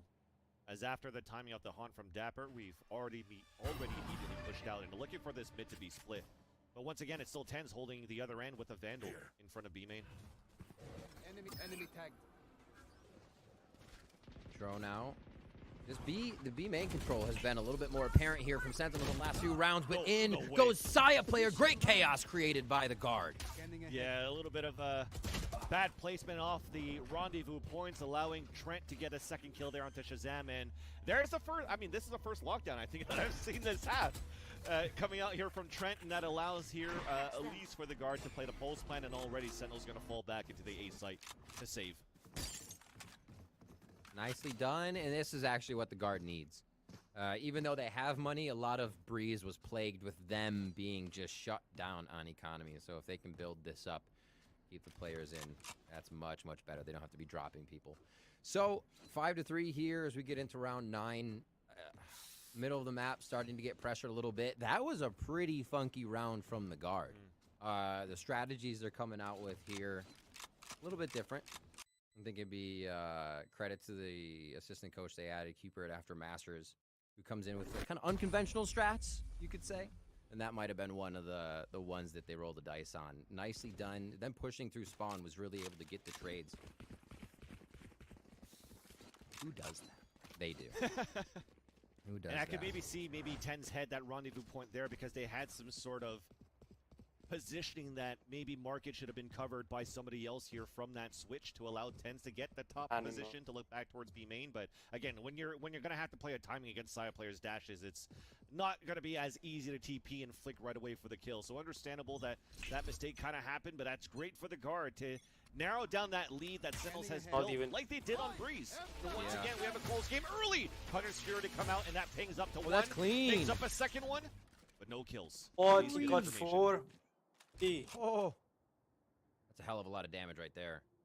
Yeah. Already took basically a player out of the game. But still they stand as it's sorted across the members of the guard. How much does it slow them down? Right? They're holding back pretty far. They're playing a generic strat with their KJ, and that's just going to hold the B tiles. But they're initiators on that side this time, so it becomes difficult. It's all up to Jonah P to get them in if they decide to go A. Prowler towards B main, and Sentinels have some great reads here. They've pushed B main the first few rounds. This time it's just a Prowler, and they are stacked towards Spike's side right now. 0 point spotted 2 on the attack, at least holding, at least spotted 2 defenders as they threw the 0 point on the attack, courtesy of Jonah P.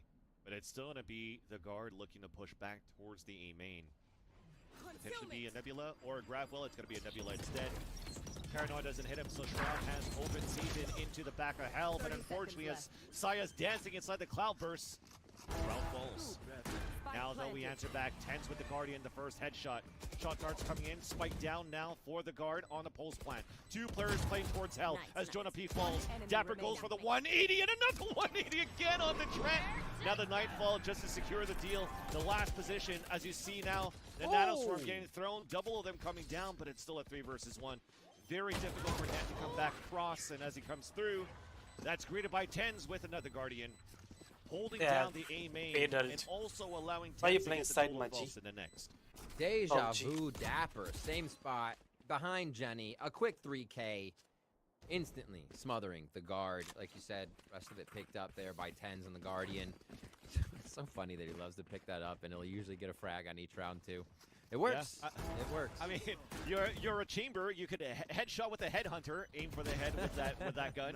You can have it a tool de false, 1-shot kill. What was this? Go for a Guardian on top of that, which is basically a headhunter too after hitting letting the heads. Just clicking once, why not? Why not? Yeah. There it is again. Tens is a player that could do that. 6-4. Remember, we got a 7-5 first half on Breeze. These teams still testing each other greatly on Ascent. That Paranoia is exactly what got Garden from that cap side last time through Tree. Here it's used quite early. It doesn't know how to look. I won't lie. On an archway shot. This guy just waits when... But no kill still allows them for the orb, allowing the null command to come out here on the attack. Zelsa's dancing around, but it's still going to be the guard opening it up towards the A site. Dapper's going to have to try to go for a hero play, trying to spray through the smokes, but the door is just going to close. Look, this guy was waiting all the way tiles, and now comes the flank going down for the guard. We still at least have Sentinels already propped up here, 2 towards the garden. Probably all the way B. So they could gamble now to just push in from the door, not having to look back towards their backs. They could go for the double swing if they want to. But Jonah P's around the corner. Leg now spotted as he gets the headshot onto Trent. Dapper answers back with the Jonah P, but it's still a player advantage going out for the guard on the post plant. And with the op, with that ult, looking back towards that B main. More lineups being thrown here by Net. Delaying that clock, turret now up. Things are looking good at least. Oh, maybe not for that one though. Shrouded step, punished by Tans, and Saya player lines up the last two kills. And that is the guard, making it one round away of tying things up on the first half.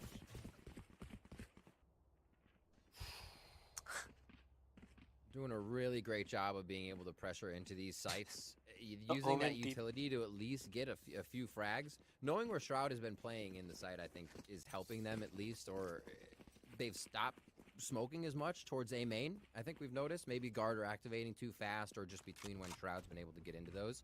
But they've been able to really encroach past what would be gravity wells, get themselves in. You see the pings again of which way they may want to go, or what they might be facing if they do want to get to the site.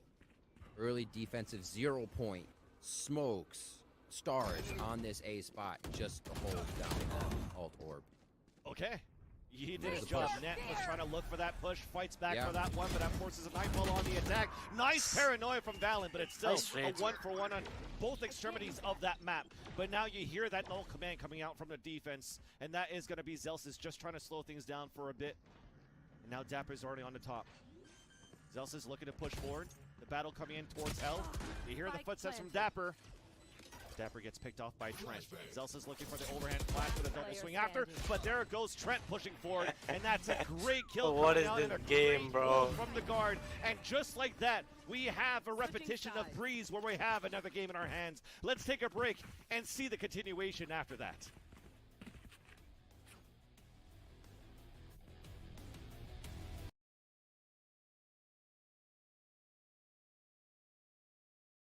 Crowd.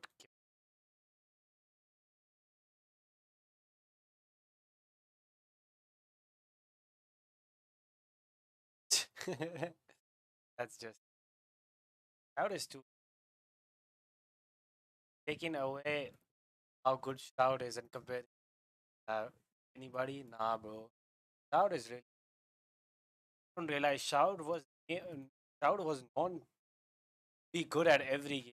That's why he's Shroud. Because any game he played, he became God. That's why he's Shroud. Not Shroud because his name is Shroud. Shroud because his name is Shroud.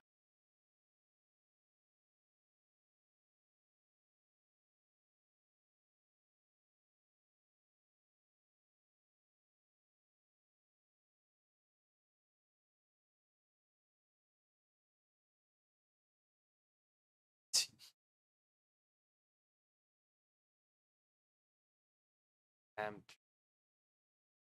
Trent is back on his.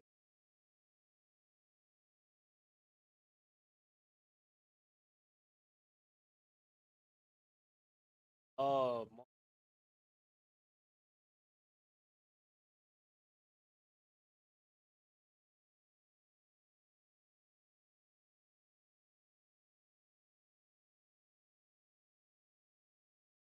what?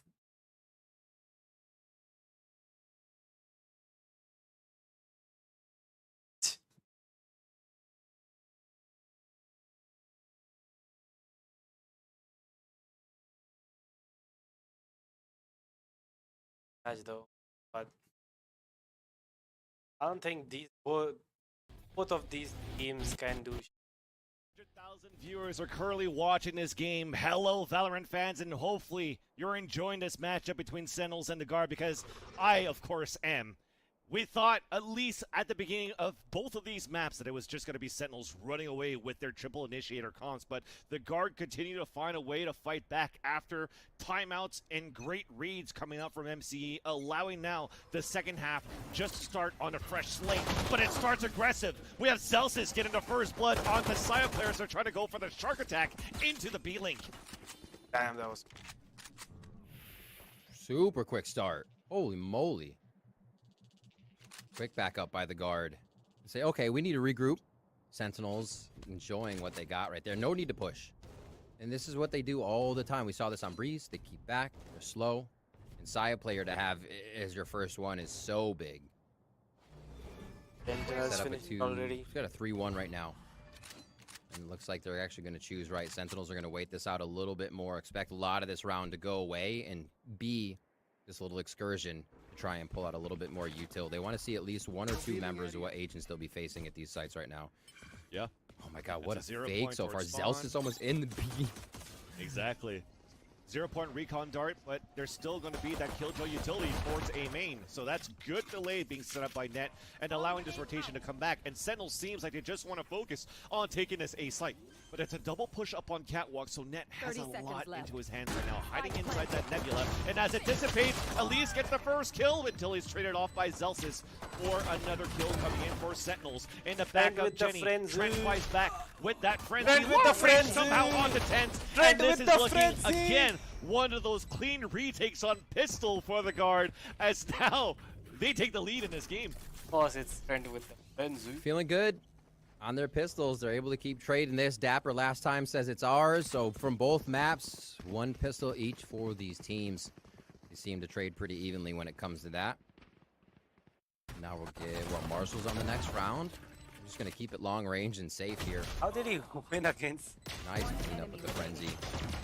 Nice And they actually had a shot. good lean on this, right? They had a bit of a play towards B.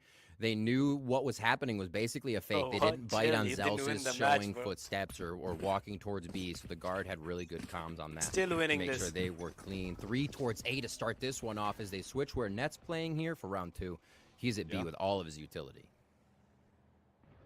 It's going to be one of those rounds where it could get very hectic too, because you're looking at a lot of firepower in Sentinel's lineup versus a bunch of Spectres in close-range battles being set up by the guard. You see that they're edging and closing in on the defense just to try to close up on mid.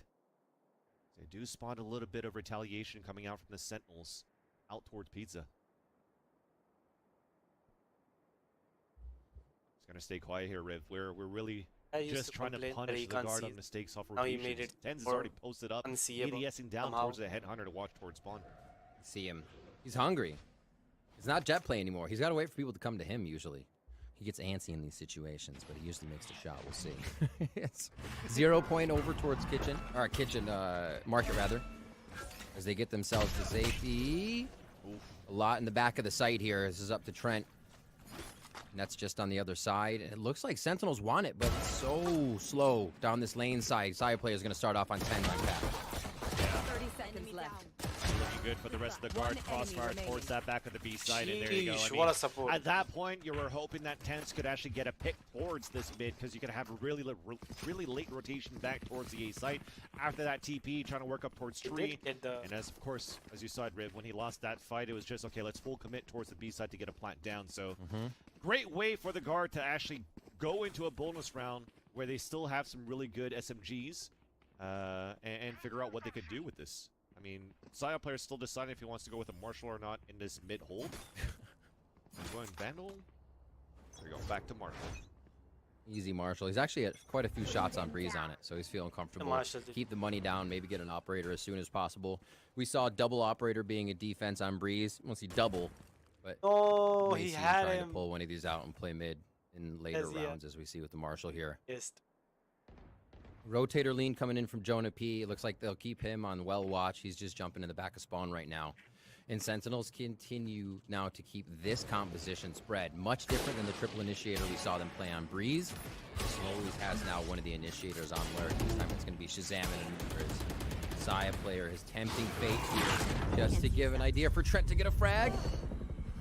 That was so close, because you saw that dark cover come out too to try to save Trent. The teamwork is so good. But at least we're still trying to delay with the smokes being thrown out on the defense, so they only lose one player in the process. Updraft coming out from a Slayer player, trying to get a Marshall kill, but that doesn't get any kills yet. Both make that all of Sentinels rotating back, and looking to rotate towards the A site, where once again, really good. we're seeing why this Killjoy is still very useful for this composition of the guard. It is big. It's a full lockdown for Net. 30 seconds Use that left. utility, still some insight. They have to get by being detected. This gives the rotation time. That's the important part. No fight is what Net wants right now. He's waiting for the team. They're waiting for the retake. Hold is right. And delay as they're Why moving doesn't into the this site guy with play 14 seconds left on the clock. The plant only starts now, so this gives the opportunity for that retake to happen. Potentially a double flank, but Valen decides otherwise. Moving with the rest of the team on the top of Heaven, and a late lurk from Net back towards to cover mid, and then they're going to try to retake and re-hit together. Nice, a little 0 point coming out at least from Jonah P. That's going to ping a couple of players down towards Hell. A smoke towards the front. The Paranoia misses though, and that's going to be a great position at least for the Sentinels at Hell to get all of these kills. But Jonah P answers back for 3 kills. The backstab from Zelsis after all. Finally, a Sentinel stops that bleeding on that retake from the guard, but that is 3 kills on a bonus round for the guard. Sentinel's doing a good job of staying alive. It did get a little messy towards the end. Guard doing themselves a good job of getting that money they need. There's the operator we were talking about, now in the hands of Saya player. That's what the Marshall buy was for. You see that utility towards the back top side. 0 points had already been used at this point, so there's a bit of an idea of what space was being played, which is why I think it made it so easy for Sentinels to be able to get in and find the shots they needed without second guessing what was going to be aiming at them. Peek here? No. A quick smoke onto Cat. So they deny any peeks there and maybe get a bit of mid control after, and that's going to be Shazam at the top of mid, making sure they have a call on what's happening. KJ Utilities switch back over to B here for the guard fans. They continue to keep Sentinels guessing, and I think Sentinels is doing a pretty good job at getting close enough, figuring out if they might be dealing with Net's utility, and then figuring out what would be the easiest course of action. Yeah. Keep those audio cues coming up. If you hear a flash coming out towards the A site and you know that there's a dark cover for a one-way on the A site, then there's strong chances that you flopped the rotations and positioning here of that Killjoy. And now going back into a one-way towards A main, Valen's watching it from Heaven. And a knife doesn't get information on Cap, but at least it gives information for the guard where potentially they could focus a lot of crossfires into the A main. That's actually 4 seconds on Chamber, bro. Can't A main site. Can't forgive him. Guys, lurks are so. Bit of a one-way smoke here coming in from Valen. Wait, Shroud's in? That's the rest of the team has to follow. Saya player lands it onto Zelsis, and Jonah P gets the wall bang onto Shazam, and this is a stronghold for the guard. And you mentioned it, Shroud made it through, so he's able to answer back onto Saya player, but it's basically a 4 versus 2, as he gets pinged out by a Haunt, and that's a beautiful wall bang by Trent. That was unlucky. And that's some great stuff that we'd like to see. Tens by himself, first headshot, connects onto Net. And we're looking for that double swing, but there's basically no time. This is a round coming in for the guard, and somehow he gets a kill point blind on a Trent, but it's still the round for the guard. It seemed like a bit of miscomm there, just on the entry, right? As soon as they went to hit, Sentinels was actually hit with a bit of utility they weren't expecting. So as Shroud was able to make it, everybody else wasn't. It was kind of like a jet going forward, and the team can't close deal. After that, your smoker's in sight who really wants to provide cover for the rest of the team and doesn't have angles covered. So guard taking big advantage of that. Nicely done to keep themselves in position there and not do too much rotating. They again switch the Killjoy play to keep Sentinels guessing. The Sheriff play for Sentinels. This may be fast towards B. It looks like they'll keep it slow and look for some long-range shots. A 3-2 defense played here by the guard. Looks like Valen just continues to set up one way towards A. They keep doing that precedent, even if there were a Sentinels player there or not. And 8 rees now for Trent, or Sliggy likes to call it a res, I think. I'm not too sure. The res. Yeah, what's the conversation, Sliggy, around that? Yeah.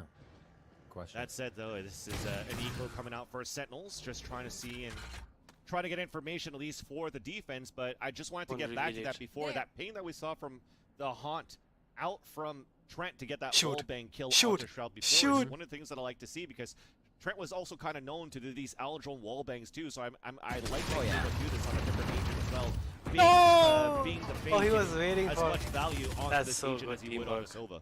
Great damage on a Dapper there. See a little crossfire between the operator and that. Yeah, real hard to be able to get past that defense. Tour de force now, peeking Cat, looking for a shin, looking for anything. 30 seconds not gonna get it. Maybe some toes. These one-ways are a great job of slowing down Sentinels, but I'm not sure that's what stops them. Being slow on Breeze was how Sentinels gained a lot of their rounds. Guard doing what they can to create the one-ways, but it seems like Sentinels will wait it out and still get to push through. Shroudy first again. Underhand throw being thrown out here, but that blinds up both players onto the garden. We made it through, but there's only 6 seconds. Spike is out down. and that's not going to help too much. Once again, another one of those situations where Tens is going to be by himself with no time left on the clock, and despite Net not being able to get any of these nanoswarms popped off on tree, it's still good enough here for the guard to get ready for the push from Sentinels. Oh yeah, being able to basically have things in order, fail safes. The guard seems to have been setting up where Net is really, really well with that. And while it was a question, right, how much does KJ shut down, or sorry, KO shut down Killjoy now? It's like, how much does Killjoy really alter the map unless they're popping off? So I don't think we've seen much between that battle. If there was any. Can I have any guard happy, pumped, fist bumps around 10-7 here as they look to bring us to Icebox, our final map on this best of 3 series to start off the NALCQ. And we'll see how this one goes. Sentinels called a timeout. They've been able to break kind of the surface defense of what guard is setting up. They, again, haven't been working too much mid. Just like Breeze, they're working left, they're working right on the extremities. But, again, this time they have a bit of a flank. They're usually working 2 players off, whether it be Dapper and Zelsis or Dapper 10, something like that. And it seems like they're trying to get more and more info out of guard, but they're not allowing that game to happen anymore. They were read so quickly, and it seemed like downloaded early on Breeze before they adapted to that Sentinel strategy. Here, they're being very close to the chest with how they're defending, where they're defending, and Sentinels aren't having as easy as a time getting into sights. I'm sorry if I said it.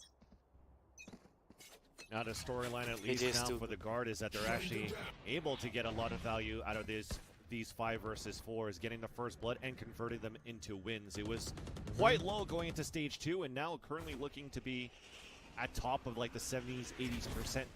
And it's all off just, again, the utility that they have on the defense for the guard. If it's not going to be on the Killjoy utility, it's still that KO smoke. Bro, how is he alive? Well. How the fuck is he alive? As we get a first blood what that's a player falling on mid for the Garden. That opens up a lot of map opportunity to control for Sentinels as they're leading towards this. Great little adaptation there by Sentinels. They were able to identify that it was Saya player that was out and in the open alone, but now this B is coming in, so forget about that. The Nightfall also to ping out Valen inside that site. Cosmic Divide on the attack, but you don't need to be death if you see them right in front of you. That's 3 kills for Valen right now. A 2 versus 2. Valen looking for the 4th. Connects onto that one as well. And Shroud on a 2 versus 1. Let's see what you got here, Shroudy. Nothing at all as Net seals the ace, but you want that round if you're the guard. Yeah, Net that last kill. Really well played in the beginning by Sentinels. Your guard wins the round, but identifying Saya player was kind of out and scattered. So a lot of crossfire set up in mid. Obviously somebody's going to help him. He and that was almost the first kill for Sentinels. Saving grace. Valen in sight.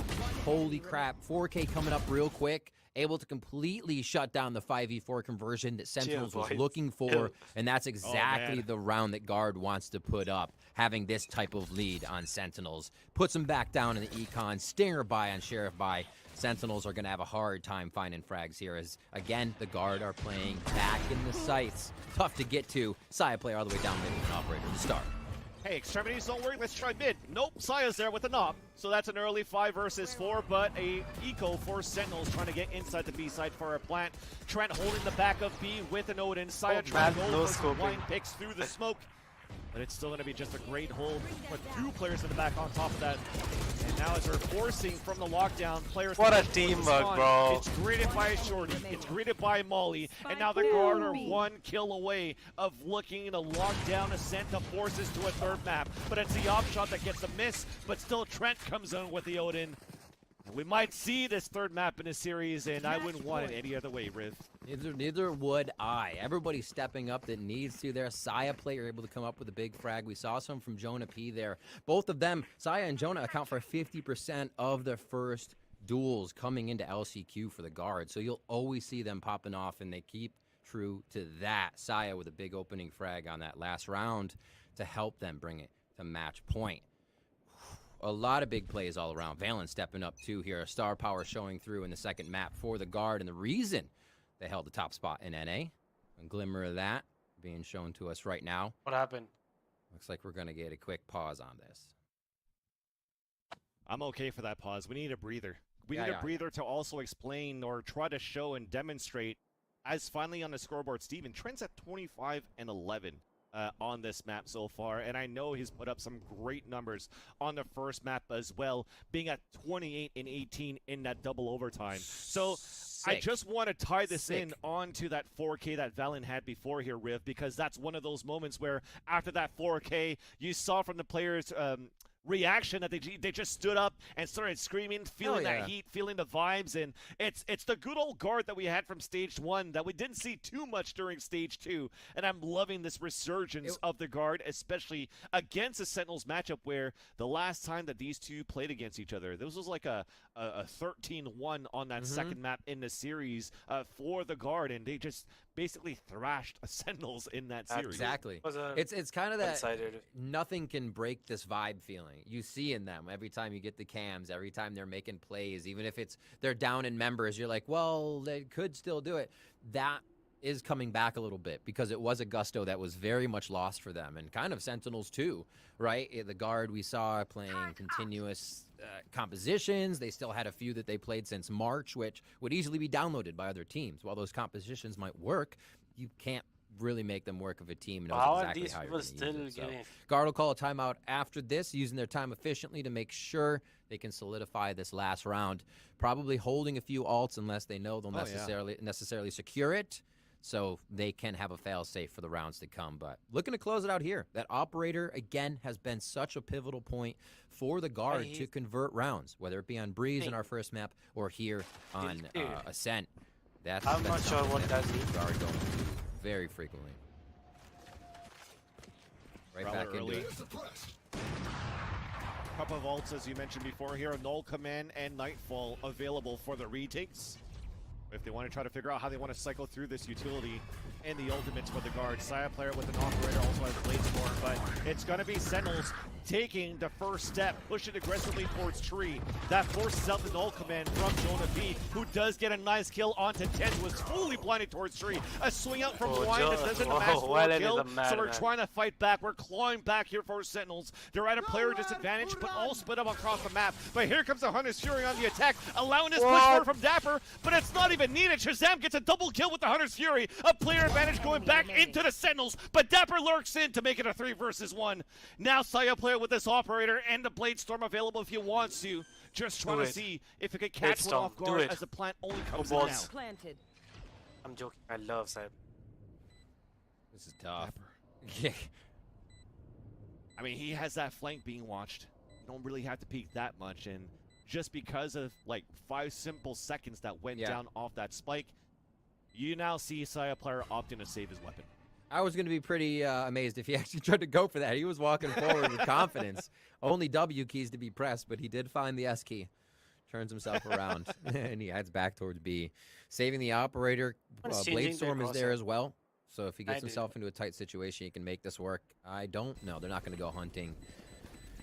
So Sentinels pick up a pretty clean round. You can see most of the action there coming through Tree. It has been how Sentinels have wanted to fight these situations, making sure they either get the smoke or a full fight with somebody in Tree. The one-way smokes have not been something they want to deal with at the A main area unless it's just kind of for the post-plant retake.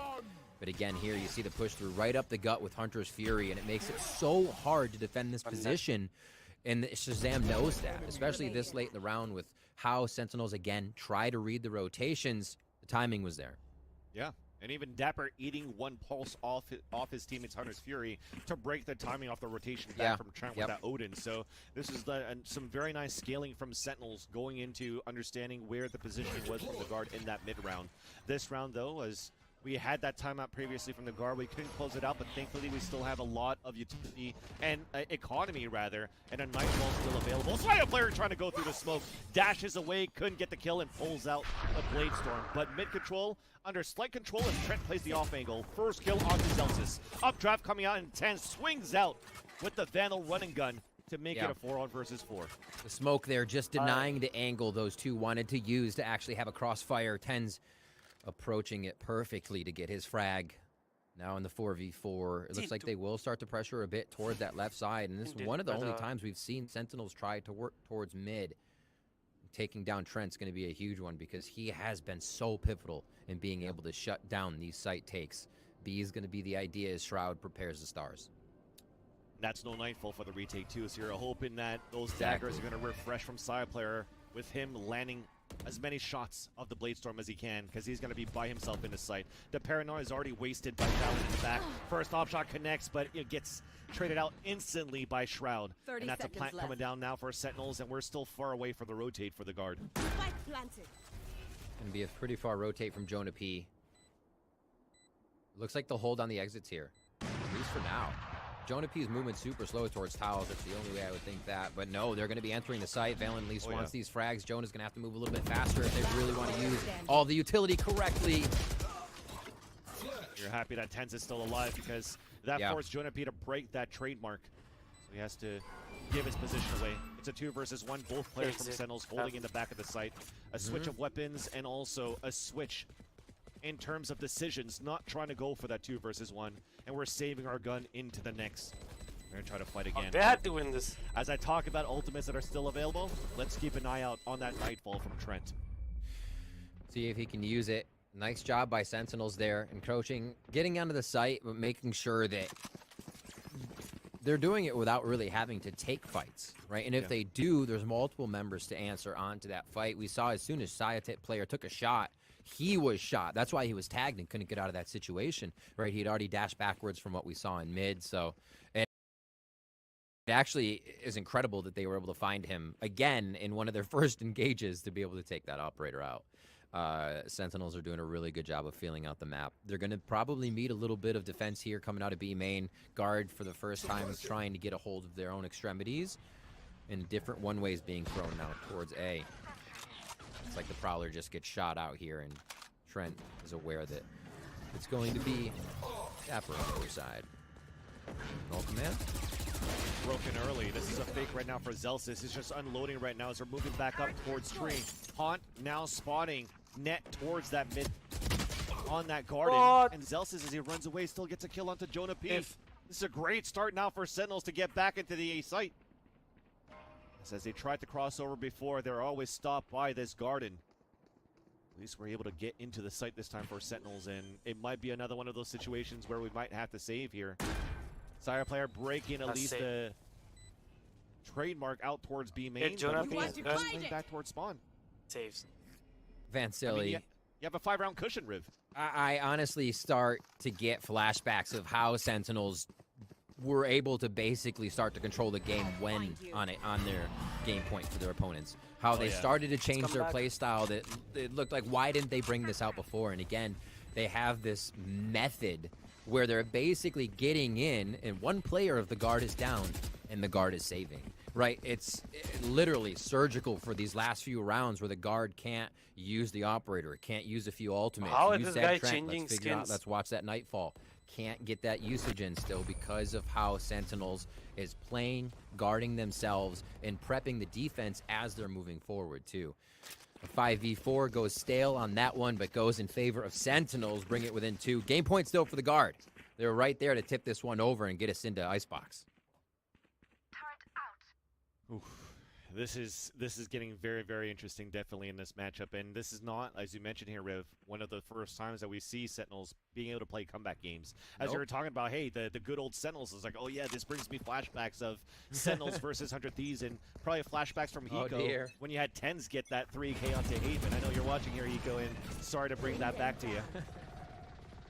But now Sentinels are 2 rounds away to force another overtime into this game. Economy's still good for the guard, but it's quick for Sentinels inside the B side. What a shot. Dapper somehow flicks into the kill onto Trent. Back of the site now is going to be Net. Being hit by Concuss from that Nova Pulse. Net is trying to stay alive in the back. Nice flash coming out because Zelsis was full blinded from that. The swing out from TenZ, and Net was still ready off that kill. And that's off that dark cover coming out, and Net is just holding down towards the back of the site. I can't believe this is happening. What a hole right now from Net and the rest of the guard in the back of the B site. And we are going to a third map. I'm so ready for this third map. I feel like Icebox is the one that kind of could really sort out how these teams have played, what they've been working on. I feel like the last 2 maps have breezed straightforward, a little bit more of a shooting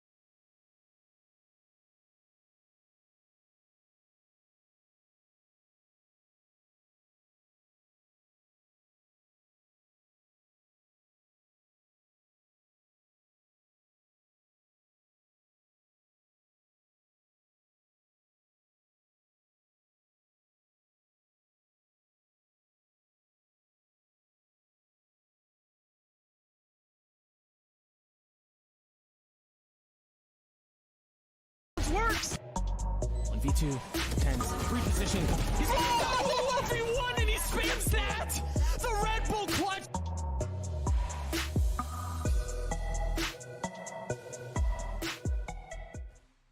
And we are back from the break, as it's going to be a 3-map series after all. The Guard fight back in map 2, but it is another close one, Mimi, as the Guard takes the series, or the series to map 3. It's a 13-10 victory over Sentinels. We had overtime map 1. It's still not easy, but it's coming together for the Guard. Yeah, I mean, that series started off, or excuse me, that map started off pretty rough for the Guard, I would say. They were making quite a few mistakes on their attacking side, was letting a few rounds slip away. And then in the second part of that first half, they really rallied back and found a lot of value. While their post plants were, you know, a little tumultuous at times, the Sentinels was still struggling to find value on that retake despite the triple initiator comp. They claimed 6 rounds on the attack and just set themselves up for such a successful second half to be able to close that out. Yeah, I mean, B-site was a disaster for Sentinels. You know, 1 player down on site after Sentinels were successful taking the site, and just getting 4 kills, right? First it was Valen from behind Dice, then it was Net all the way back in backside. Sentinels just sort of funneling out one by one. That being said, Sentinels started on the defense looking much better up until they had to switch to attack. And while it started out with Sentinels looking for like slow creeping plays, whether it was posting Tens up in mid or like lurking up through Cat and trying to get a flank over by ramp, like those didn't end up working out super well for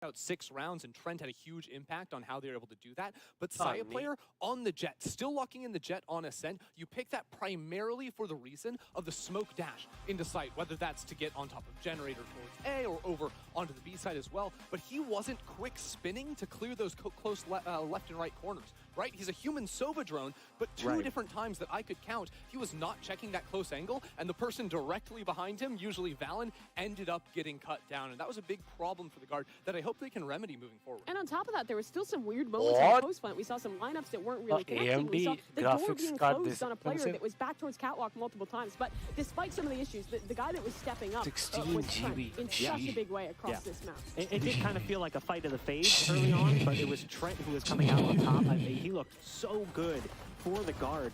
Just seeing how he's been, honestly, hitting his form from stage 1, because we expected that in stage 2. Stage 2, Trent really fell off. He took the L, it was plus ratio, all that nonsense.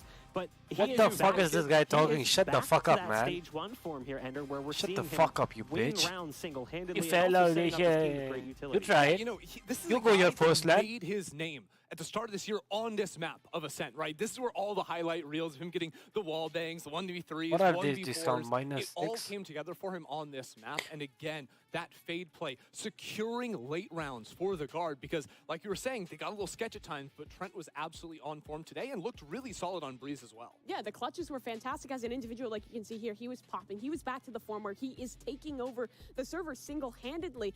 And I mean, for this guy, I think the fade roll is looking comfortable. And I mean, for Trent as a whole, I think it's just a matter of confidence, right? I think this team lost a lot of their confidence coming in towards stage 2. They had their rough It was his at the first in fucking They come back, they continue ban that event, rough bro. performance. Chill. Coming Of into course, this guy game, and didn't it's play something good. we still It's see his some first shaky moments. event. Like they are returning to that coordination. Chill, bro. to the Let a individual guy play that we live. expected out of stage 1 Guard.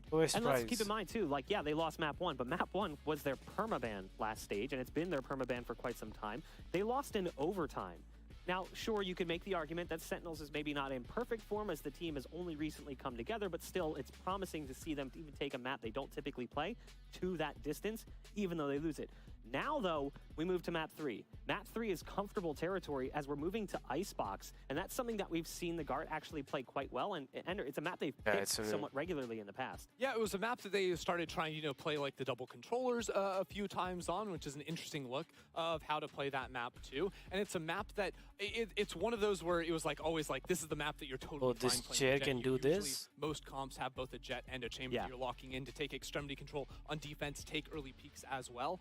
So I don't know, like this is a map that I think Guard obviously have a very good chance of winning here up against. Each 1 out of 70. There is no next. Too, I've been fairly impressed overall with the changes in their comps too. Yeah, it absolutely has been. I think the initiator play we've seen across the first 2 maps can continue here. I want to talk though more so about the composition that Guard tends to run here. In recent memory, when they've been playing in Tier 2 events, they've moved away from the Jet. They've been playing that. Why can't I see 125? Duelist comps, they don't bring out the Killjoy, but they flex Sion towards the Chamber here, which has been looking like a better role for him as of late. Well, the Agent Select is coming through. I think, honestly, my eyes are going to be on the controllers because we saw it in map 1, the impact that some of those Viper setups had on both sides of the map, even so much as to break it down there in the post map. I'm curious to see what's going to happen here. We got the Brimstone. Okay, so this is a bit of an EMEA style pick. I believe it was... Oh, was it FPX that was playing it that I liked it? No, I think it was Mech. It was Mech. It was Mech first, and then Optic stole this comp as well. Yeah. So I'm a huge fan of the Cheers? Brimstone. I used to be a double smokes hater on this map. I thought it was absolute garbage. Then I watched some Mech VODs in preparation for this LCQ that's coming up, and the way they use the Brimstone on defense in particular, they don't waste Brimstone smokes early on in rounds. They will save it for the post plant, and you can create nasty one-ways on both the A site by belt and by pipes, I don't have as well as on the B site too with yellow and green. That's you my can just problem. make it impossible for teams to play off-site in the post plants. If you are keeping 2 smokes up with Brimstone, it's so frustrating to deal with. Yeah, and on top of that, the 2 initiator players, it's Valen, it's Trent, it's the players that have been popping off thus far for the Guard, and in this composition, you get a lot of that freedom. You can kind of flash through your own smokes, you can capture your own smokes on that defensive side, and same to be said in the posts on attack, get a lot of value there. On the other side, for Sentinels, they're playing a pretty standard comp. This is what the Guard has been playing previously. This is what a lot of teams in NA have been playing. Bring out your Sage, bring out your Chamber as your pseudo-duelist. It's kind of what you'd expect if you've looked at what we've seen thus far for the side of Sentinels. I'm excited for another KO map from Zelsis. I've had kind of back and forth thoughts, I know you have as well, of KO on this map and how much value it provides. But when you're playing against a double smoke comp, I actually think it's a really great agent to bring into the fold. Well, it's time to find out who's going to be taking the series as we are jumping into map 3. It's Icebox, the 3rd map decider. Our casters are standing by. Rivington, Fansili, are you still awake? Oh, I'm definitely awake. It's not late in a day. My age doesn't show. This is a great series that we have so far, and I love that we're going into Icebox for the 3rd map because both of these teams have been cold in this series, and I love it, Riv. It was a 13-1. We have Valen that's going to be IGLing, but not even playing a smoke. He's playing a KO. We switched some stuff around. We've been cooking around stuff for the Guard, and also for Sentinels, it's been answered. No more Jet in the last 3 maps that they've played, just abandoning that and keeping TenZ full time on that Chamber. Right, and we did think this map pool could lead to some Jet if they had to do it. We said, okay, Jet could be available. Didn't happen. Qpert brought in after Masters, assistant coach for the Guard. Some of these unconventional strats, and we see the Brimstone now. I've always wondered about seeing more Brim on Icebox. Those 18-second smokes almost put you within a window of being aggressive. Right, you put down smokes, and it's either a hard fake to the other side, or you don't have smokes anymore. Be super interesting to see how they play it. A focus for now here, Guard on attack first. This is the final map, so picked by neither, just thrown in off of what was banned. Let's see who's done their homework. Dapper's pushing in the maze for the wall. Oh, I love it. The wall also gives the information with all of these shots coming in that it is a hard hit for the Guard towards the A side. Underhand flash, but we're staying safe behind the Jenny. That's 2 opening kills coming out, make that even Sentinels across the board. The last one is going to be spotted on top of that too, in front of the orb, and that Saya player. Elise is not going to get the flawless to start things off for Sentinels, but we continue to trade these pistols back and forth between Sentinels and the Guard so far, unless Saya player pulls out some magic. 4 bullets left off the Headhunter, make that even 3. His position's given away on the top of the A nest, and he's just trying to isolate some 1 versus 1s. Wall's about to come down. Oh my gosh. We've fallen back as well, with Zelsis going into back 410. And there's that peek. We're about to see the swing. That's it. The frenzy from Zelsis. He made ends meet. Sentinels gets the pistol. Dapper's wall creating such a nasty choke point right there that Guard had to get through. As soon as that wall went down, yeah, it broke and it didn't have much time to solidify fully, but it became much less of an angle that Sentinels had to bear down on to take down the Guard as they piled through that bottleneck. First round Sentinels, it's kind of, this is how it's gone. Sentinels grab first round, first half. Guard have grabbed second round pistol of second half. We'll see if it stays true for this game. They're keeping it consistent for us. Pretty much unbreakable here as they throw a 0 point over to get a quick check. Little bop there onto Shroud, so they don't get too much information. Vipers playing B. Sweet moves. Very articulate with the drone. I like it. I like it. Hey, one way going up. Dodged a dart. Yeah. Continues to dance. Fight comes in now as the rest of the Guard are trying to get some control towards this B main, but that poison orb is just slowing things down a lot here, courtesy of Shroud. Still has snake bites to work with. And the thing is, right now for the Guard is they don't have a Sage. So if you're going to try to go for these tap plants, then snake bites could slow them down, and somehow Tens gets a headhunter headshot onto Trent. Going through the smoke, second one to fall. Side player answers back on yellow. And it's going to be chamber on chamber, but a drop on the other end, and the 180 for the kill. The ping coming out, Junipi with the right click, and now it's a 3 versus 1. Things look pretty good. My guy, what are you doing? Yeah, nicely done. Ten's been able to find a pretty great frag here, getting up onto that box and star that barrel on Snowman. You just take somebody's head off on the that was a good spot. B-long. So easy peasy to start that one off. Headhunter coming in big as Vandals are picked up along with some Spectres being saved. And the Guard do get I don't know how this guy didn't kill him. Yeah, what? We've seen an A and a B now. Kind of testing out the map, seeing what feels good. How they did with the Viper, they didn't kill Tens, bro. Get a plant down. Only a few frags suffered by the side of Sentinels here, so a lot of armor saved, a lot of money there to be worked with in these next few rounds as the bonus comes through. Also doing a good job of getting information from both of these KOs so far. Valen getting a ping earlier on. This round it's going to be Zelsis tagging 2 into the B main. Shazam also getting information with the Elementals. Pinging 1 and spawning a second in the back of mid. So understanding now that the Guard are holding a default to start things off. No rotates coming out yet, but you have to get ready for deniability on this B site where Shroud is going to have to play it solo at least for now. Yeah, they've kept the same defense on the side of Sentinels so far. Test with weapons now on the last round. Rinse and repeat here for the Guard. A nice Viper's bite to come out. Why are they going B when they don't have a Sage? I don't get it. Delays so the rotation can come in, and already so difficult. 3 members at B for Sentinels here to defend. And just the little things too. Shroud understanding that the knife is going to get ready, stays outside of the radius towards Orange, puts another snake bite onto the ground, but at least we still get a plant for the Guard. Now the attempt of the retake. Off not really a bonus here. We got 4 rifles and 2 Spectres on the defense for Sentinels. And there's a lot of utility being held, but still a 5 versus 4. Player advantage, slow orb allowing Sentinels to creep forward, but Saya players evening up the tally. In the back of yellow, Haunt coming out, breaking crosshair placement, but a double swing in the front. The molly missed on top of that too, but it's a lineup to allow Valen to get only 1. But after that, that's going to end it. Dapper gets the kill on the second one. And at some point if that molly was on the ground, it was going to be a different story for sure. They get another one and the res. Sentinels feeling so good about this. And I was thinking about them like, okay, no wall, no Sage wall, they still get the plant down. And I feel like with the no Sage, you're saving yourself from now KO being able to attack you through the wall. Viper still having been able to attack you through the wall, right? That's going to be something you almost deal with all the time. So they forego that, put down more smokes to create their own angles, but still Sentinels find a way with their initiators in hand to get through and make sure that defense is there. Dapper's wall has been coming in huge. Like just the retake tech he's been using, the places he's putting it is giving Guard a hell of a time to get their positioning down. You bring up a great point about the fragment against the wall, so we'll see if the Guard has something cooked up once they play a defense against Sentinels. But looking at the round so far, this is supposed to be an eco for the attack half. Now we spot some legs to make it a 4 versus 4. I was going to say we had a great start with Shazam falling early. Nah, man, you don't play Icebox without a Sage. Saya player real hurt on this one. Not happening. Looks like he is kind of taking a backseat to be in a second. Prove me wrong, but it's not happening. Here, Sheriff first. That's crazy. He pulls out a total false at low HP.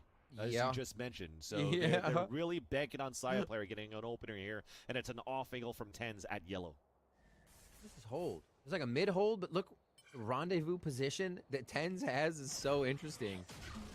That gas wall goes up, instantly protecting from mid, so now he can just focus, but it's not quick enough. Saya player's quicker. We wanted to know who's going to flick faster, and it's going to be Saya player indeed, and puts value into that duel to false, and now we have a plant for the attack. But 2 players already inside this B site, a third to be met up, and look at how far we are from net. I have a feeling we got something cooked up from Pulse Plant, potentially, or a late lurk. But the null command comes out from Valen on top of that too. There's that molly that lands first. And Yeah, now they things have are looking a tougher and tougher Brimalt. now to have Sentinels play this retake. Oh, Wall coming up.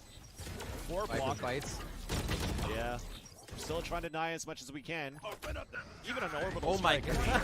Everything's just cycled so well into the tool to fall. Saya player, what a god. Into the round, and that was really nice from the guard. I'm not gonna lie.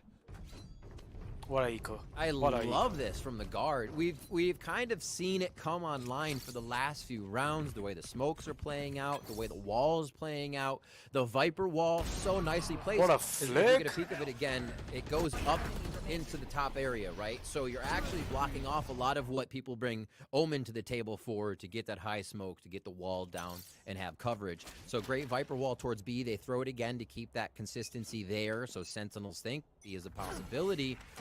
And they've just been able to cycle the rest of the utility to keep Sentinels out of the site. That was a hell of a post plant. How many mollies and After Effects were they throwing out there, right? Almost impossible to get. So we really see what the guard is trying to do with this composition. There's also a composition in the past from the guard where I actually really like to see Valen going for the Poison Orb on top of Rafters with when they had an Omen playing in. And Spawn? speaking of the Viper, it's actually Net playing it all the way towards Spawn. Catches TenZ off guard. And that is going to be, speaking of guard, on that player advantage. Who Net continues to ADS down towards mid. Shazam peeking out. No kills coming in. Bit of a miss molly there. They wanted that on Jenny. They wanted that to clear out where actually Dapper would be. So a bit of hesitation now for the forward push the guard could have had in effectiveness. And they will meet 3 members of Sentinels once they do finally get a push on here. This wall just dividing and decaying if they try to come through from the defensive side. Nice flash through. A little bit of teamwork. But they don't see anything. I think the guard's positioning here is perfect for what they want to do. 2 sets of gunshots. Don't know if there's a third. And that's Shazam that's running across. And yeah, nice little kill there from Jonah P. Gets traded out. But now you got Shroud out in his lonesome. Even spotted by the trademark. You're going to feel the full force of that slow field and picks up a Vandal to try to save it for the next round. Great patience by the guard too. Nicely done. A few of the things, like I said, the molly didn't go their way, but still the guard found the patience to get through. And as I said, I think one of the big things there was with that wall up, the guard were anticipating a push through. The longer you wait, maybe Sentinels will make a play since they have a push around the map and they're kind of trying to read it. Right when that flash goes through, they read that Sentinels would back through their wall, and guard did such a nice job at then 0-pointing to find the retreating Sentinels and take the site. So super methodical there by the guard, reading out how Sen wanted to play defense. Like you said, we do have a Vandal save here. Let the guard go ahead and pick up another round. Operator for Saya player. The respect that the guard has for Sentinels. 4 players versus 1. Having money in the pockets for a bit and like, yeah, screw it. We're just going to use all of our initiator utilities to clear out towards the back A side and just hold it there because you're playing against Shroud that could do the aim battle duel against you from Garage, and it's not gonna pan out, at least for Shroud, to do some econ damage, and for the guard, at least you get the round as well. 1 round away of tying things up, putting right now once again Sentinels into an eco position where Shroud could play this hero Vandal that he saved from that previous round. He's playing it towards mid. Perfectly waited for. Even without a lot of the information from these teams, everybody playing it close to the chest in the past few weeks and scrims and everything, we still see the little know-it-alls and the things that teams may still be trying to do to each other to get that upper hand. A quick dart destroyed in mid, and now a patient push. Possibly 2 members in a kind of anti-flash crossfire. You see here it was Elsis and Dapper as they just keep a check on a position. In the iPad and moving forward. Overhand throw though, but it's still being held with the crossfire by Sentinels, but the weapons weren't enough. little pistols that they had the great positioning, but that little flash peek under the poison orb was just good enough for the guard. Things are looking good. Maybe Shroud going for another save, or this time could actually look for the econ damage if he wants to. They've been loving B here, and great job by guard to actually shut down what was kind of an anti-eco, or not anti-eco, but an eco strat rather, from the side of Sentinels, setting up to expect guard in mid, to have 3 members there. So really well played around each other. Guard having a set play in mind and being able to execute Shroud that. with Only another net save. on this one, and another plant one at B.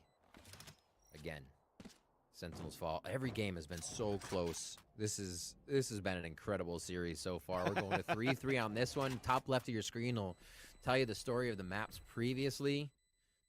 Both teams being able to take their map pick.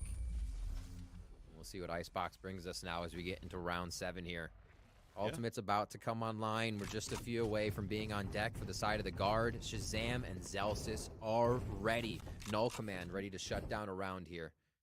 Looks like it's actually going to play in the middle. They've run out. They may not be where they're set to be, but Zelsis looks like he will be a full lean towards B or A this game to get that Null Command in place when necessary. They won't commit him just yet. Sen call a timeout. How to use these ults, what they've been seeing, recap what the guard has been doing. They've noticed the favoritism towards B, most likely. And a lot of the times they've been waiting out Sentinels' strategies. So that could be another one that Sentinels tells themselves, okay, if we execute and make noise, be then even more prepared that it will be a second hit from the guard, thinking we've relaxed. You know, you've let down your guard, if you will. So a lot of talks going on here, so Sen can get the game back in their favor. And this is a comp that's used quite often that Sentinels is currently using. So thinking of where the position could be, Viper well towards the A side on defense. Okay, get ready for a KO for flashes through there, or how to run the deniability from the Viper throwing her snake bites the poisoner towards B. And I've always said the guard has Viper been and doing a Sig really were the good best job of just holding slow defaults, big executes, even staying towards spawn side. So a lot of tricks under their sleeve where Sentinels have to figure out what's the next one in the playbook or which one are they going to recycle. There was nothing that was a constant tell from the guard in the first few rounds that they ran through. And we just talked about this, Riv, where we got a third map. We wouldn't want it any other way between Sentinels and the guard. And mind you, we actually still have another series after this. I am so ready. Saya player with the operator.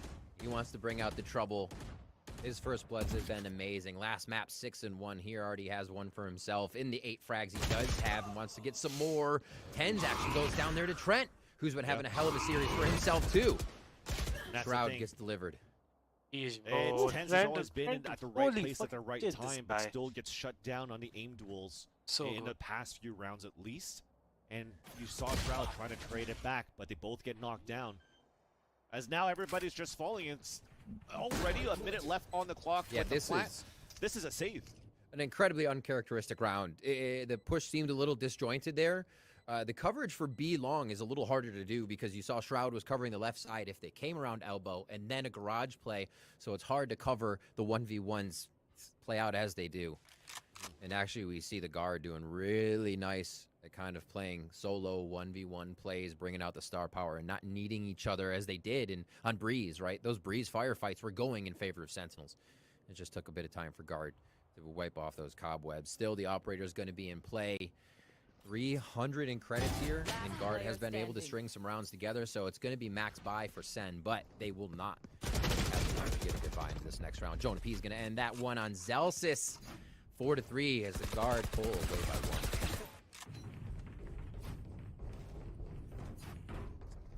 The guard back in the lead when we always had a great start for Sentinels, but this continues to go back and forth. And you saw it, I mean, even if it's hard to watch this long B side from these two players, you still had great forward position that's unorthodox for where Trent was at. Because you already saw that it was actually an initiator being Trent playing towards his B main, and he wasn't ready to use any of his prowlers into Garage anyways. So this could have been one of those great moments to catch one off guard. And sure, we talked about it. I mean, Trent's ready to play in the series. A double 0 point towards B. It just ships in the night as they cross through the air. Push up. Oh, the play. Zelsis. Balance saw him. Maybe not enough. A 1-for-1. Hot coming up. Dapper's just trying to slow things down for a bit, and that's 2 kills from Jonah P just going across the rebel. Tried his best to slow down. But nah, Jonah P like They're going to hate it right now being there on the receiving end, being Sentinels up there, and they got to find a way to stop the 410 crosses. But again, this is one of those moments where you saved a couple of rifles. What are those lineups, Chaz? Vulnerabilities from the snake bite from Shroud. And you hear the Viper's pick coming out from Net Elise on the pulse point to try to guarantee the round. So yeah, a nice attempt to start things off, but the retake is going to be close to impossible. Use a Viper ult on a 360 Marshals, if you will. Oh, no, he dropped one. No, he only much less chance to get one.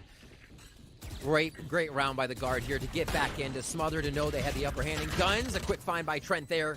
The Shazam runs through, just pressing the W key here as they look to pick up the last few kills on the round. Spike's going to be going down towards this one. Good damage, though, by Shazam, actually. Really credited there to be able to do some work on the econ. But look at that, 9 grand in the hands. A Saya player feeling good. Operator still there. The guard starting to take control here. It has seemed like the Sentinels had more of the groove throughout a lot of this series overall. With as close as the games have been, I feel it's weighed towards them in the way they've played, the strength they've taken rounds. Guard now, Sleeping Giant coming online, and they are playing strong. Operator versus Operator now. Tens is going to have that one out. It doesn't look like we'll get a duel out of them just yet, as one is mid and one is B here. But we'll see how they switch things up. Good timing on that one, too. A Saya player just got pinged out. He's going to fall back for a bit. And again, to talk about these changes, Jonah P going into a Brimstone. Ender talked about how it was really good for the retakes as well when you're playing a Brimstone on the defense. But what I also like is having this Brimstone in the attack allows this post-plan lineup that you lose from shock darts from Silva that you're not using currently from Trent. What Trent does is it allows these to fall to get information on top of the null commands, and that's a split. What is this Observer doing, bro? And that also allows annoying the fuck out of me. The players out, get a kill into Shazam. The push from Shroud as he got pinged out from the Nightfall. But again, another one of those rounds where you're getting into the site, you've got numbers advantage, and you're on a 4 versus 2 with the KO knife trying to get some information. But thankfully, there's a res, there's an null command available for the retake. Observer, man. Annoying Observer. Remy with the stimmy, pushing the guard through here. They get into sight, but it's going to be Sentinels retake. 3 members closing in, all coming from the same position here. And look at this retake by the guard. They're able to come in from almost every spot they want to try and find the flank. But are they too far away now? Oh, Valen says no! Who cares when Valen gets these kills like that? My IGL. Incredible by Valen. With the distance the rest of the team was there, that actually could have been real scary for the side of the guard. Valen, absolutely out of his mind play. Out of his mind play to get that turn as well on the flash. 1-2 control for distance as well, right? Yep. A distance transfer, which actually doesn't mean you're moving it too much. That's where your recoil is going to be present after 3 or 4 shots. So just an incremental movement of the mouse. Hot damn, what a round by Valen. He does it again. And like we said, all of guard coming online. The Vandal as well to boot, like you said. Yeah. Pretty sure we just saw that ZCs pop off and go backwards on accident. But it's still going to be an A round here for the guard. They're just feeling it. They're vibing. Moving forward after round 3 up on Sentinels now. Well, Sentinels has something else to say. Early wall towards the B main to get some information while you have... Looks like Shroud on the top of the rafters by the screen sign, so we can actually look up towards Belmont. That's Saya player that gets picked off. They killed Chamber. That previous round, that's 2 4Ks in his head. That's been in quick succession, and speaking of him, gets another opener into the site, but it gets traded off by a snake bite landed by Shroud. So Shroud getting 2 kills for Sentinels into this round. Trent picking up a rifle. Tens pushing forward with the headhunter, but cannot connect onto the kill. Things were looking pretty good on the lower part that we had for Sentinels, but we flattened things out on the momentum that was built on Sentinels' first kills. Here comes a plant attempt. 2 shot darts coming in, and Shazam gets to connect onto Trent. But somehow, it's a 1 versus 2. Low HP onto Net. Unfortunately, cannot capitalize onto the kill. Shazam almost caught him off guard. Picking up Elisa Phantom on a 2 versus 1. But 1 made it towards the back of the site, and 1 is sandwiching him towards the front. Does have the Phantom for the pre-fired shot. Back onto the top. Drops down to make the least the other tap. Oh, what a teamwork. From behind from the backstab. And that is going to be the guard. Even Take though that round that was expensive, at least that was made by Sentinels. Incredible stuff. You could see just how tight it got because there was definitely a call to Shazam that Net was 1. Net was 1 shot. You could see he wasn't peeking unless it was going to be the last thing he could do on this earth. and it was going up to Saya player to take their first shot. So really nicely played out there by the guard in a situation Shazam was absolutely hunting for. 7-3 here. Possibly our biggest difference between a half, or between these teams in a half. We could be seeing if Sentinels cannot bring this back to 7-5. Wow, that was a quick orbital strike towards the A site. But we're still able to just stay alive right now from Shroud's Viper's Pit to go back in there to reset the fuel in there.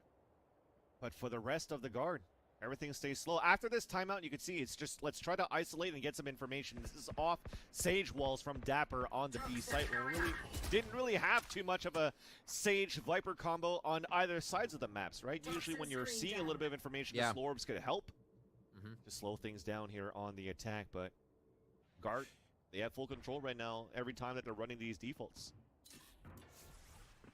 It's interesting to see the style of play that Tens is having on his chamber. We're not seeing too many forward rendezvous kind of back plays. A lot of site defensive rendezvous plays. Well, he's still getting kills in sight. It hasn't tried to be too aggressive, and he's keeping himself alive to play more with the team here. Bro, what a smoke going down so they can go through mid into spawn. Nicely done is to get themselves caterpillared right into the A site on screens. But the 0 point spotted all three players, so rotates coming out. Tens wins the fight for the lurk on B main, so that's huge. Now we're playing all the way towards the back. The underhand throw on the top of 410, but it doesn't spot opponents in the back. 0 point coming on the other end. We're playing the pulse plan. It's going to be dangerous for the guard to try to hold this back. This is one of those unorthodox positions just because you're trying to play inside a Viper's pit. And now Saya player gets the no-scope there onto Zelsis, but we're diffusing onto that spike, like I said. Going to be very hard to do here on that retake. And Sentinels can hold that round beautifully. Yeah, really, really nicely done. Being able to shut down, if anything, went B. Tens was there for the early call, so you saw the rotation more towards mid, more towards A, getting prepared for some type of strategy. In another strategy where we see guard trying to open up mid, trying to disperse the middle of the map and be right in the middle of Sentinel's composition right away. It's something they tried to do on Breeze numerous times through double doors. Seems like Sentinel's getting aware of that now. And they had a really nice defensive setup. Obviously, Viper's Pit is going to give you a pretty king of the hill aspect on A once they realized they walked into it. But yeah, nicely played. Trying to bring back that 7-5 and keep it as close as possible for Sentinels. Operators just on the other side of these walls. RGX versus game of cat and mouse. And the Prowlers are going to figure this one out first. Maybe not. It does not see. Tens has a great opportunity to go for. Ah, bro. Fucking RGX. Timing and dinks coming out from Shroud, but unfortunately, no kills. So now the null command comes out from Valley. Phantom. Sentinels trying to make it another 7-5, but Nightfall coming on the attack too, and we've cleared out towards this B site. Easy plant coming in. How's the pulse plant gonna work? With the Sage thing. But everybody down they towards start B for winning now. when Only they is going to be the rendezvous stop side player. going B. 0.5, so that actually nicks his rendezvous for now. It's going to take a little bit of time, and that's the gain. Pressure here. Oh, a missed shot. Off. Missed shot. Molly coming out once again. The annoying Molly from that brimstone.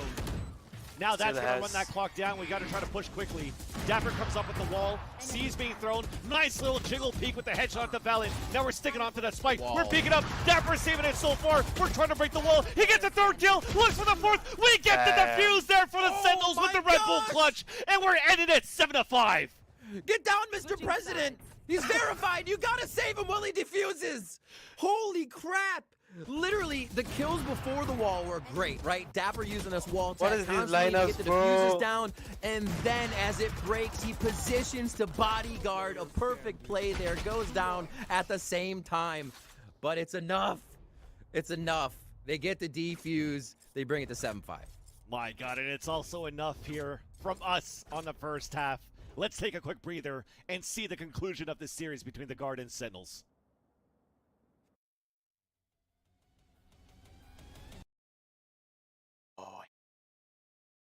Lineups lost them.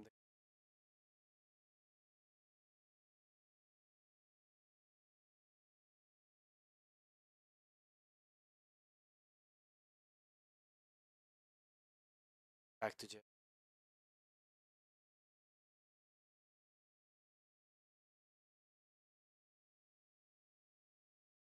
You know, I actually agree with.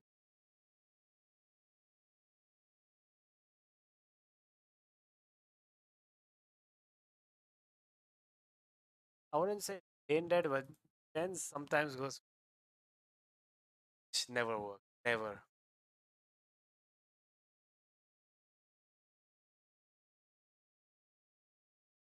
I miss.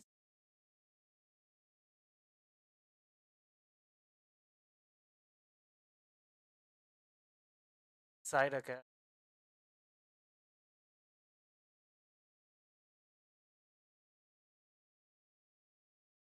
Shit this. If I fit power and can't even.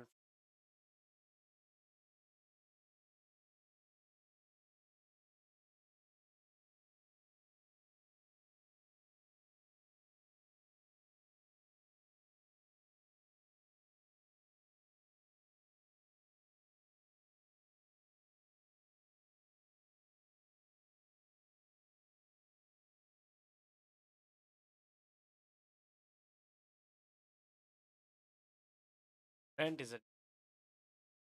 Trent was 19-0, 20-0. What row?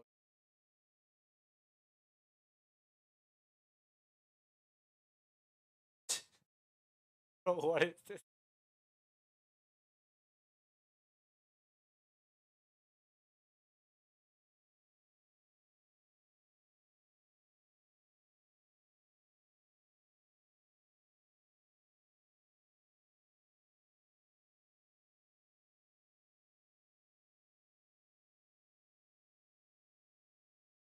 My man.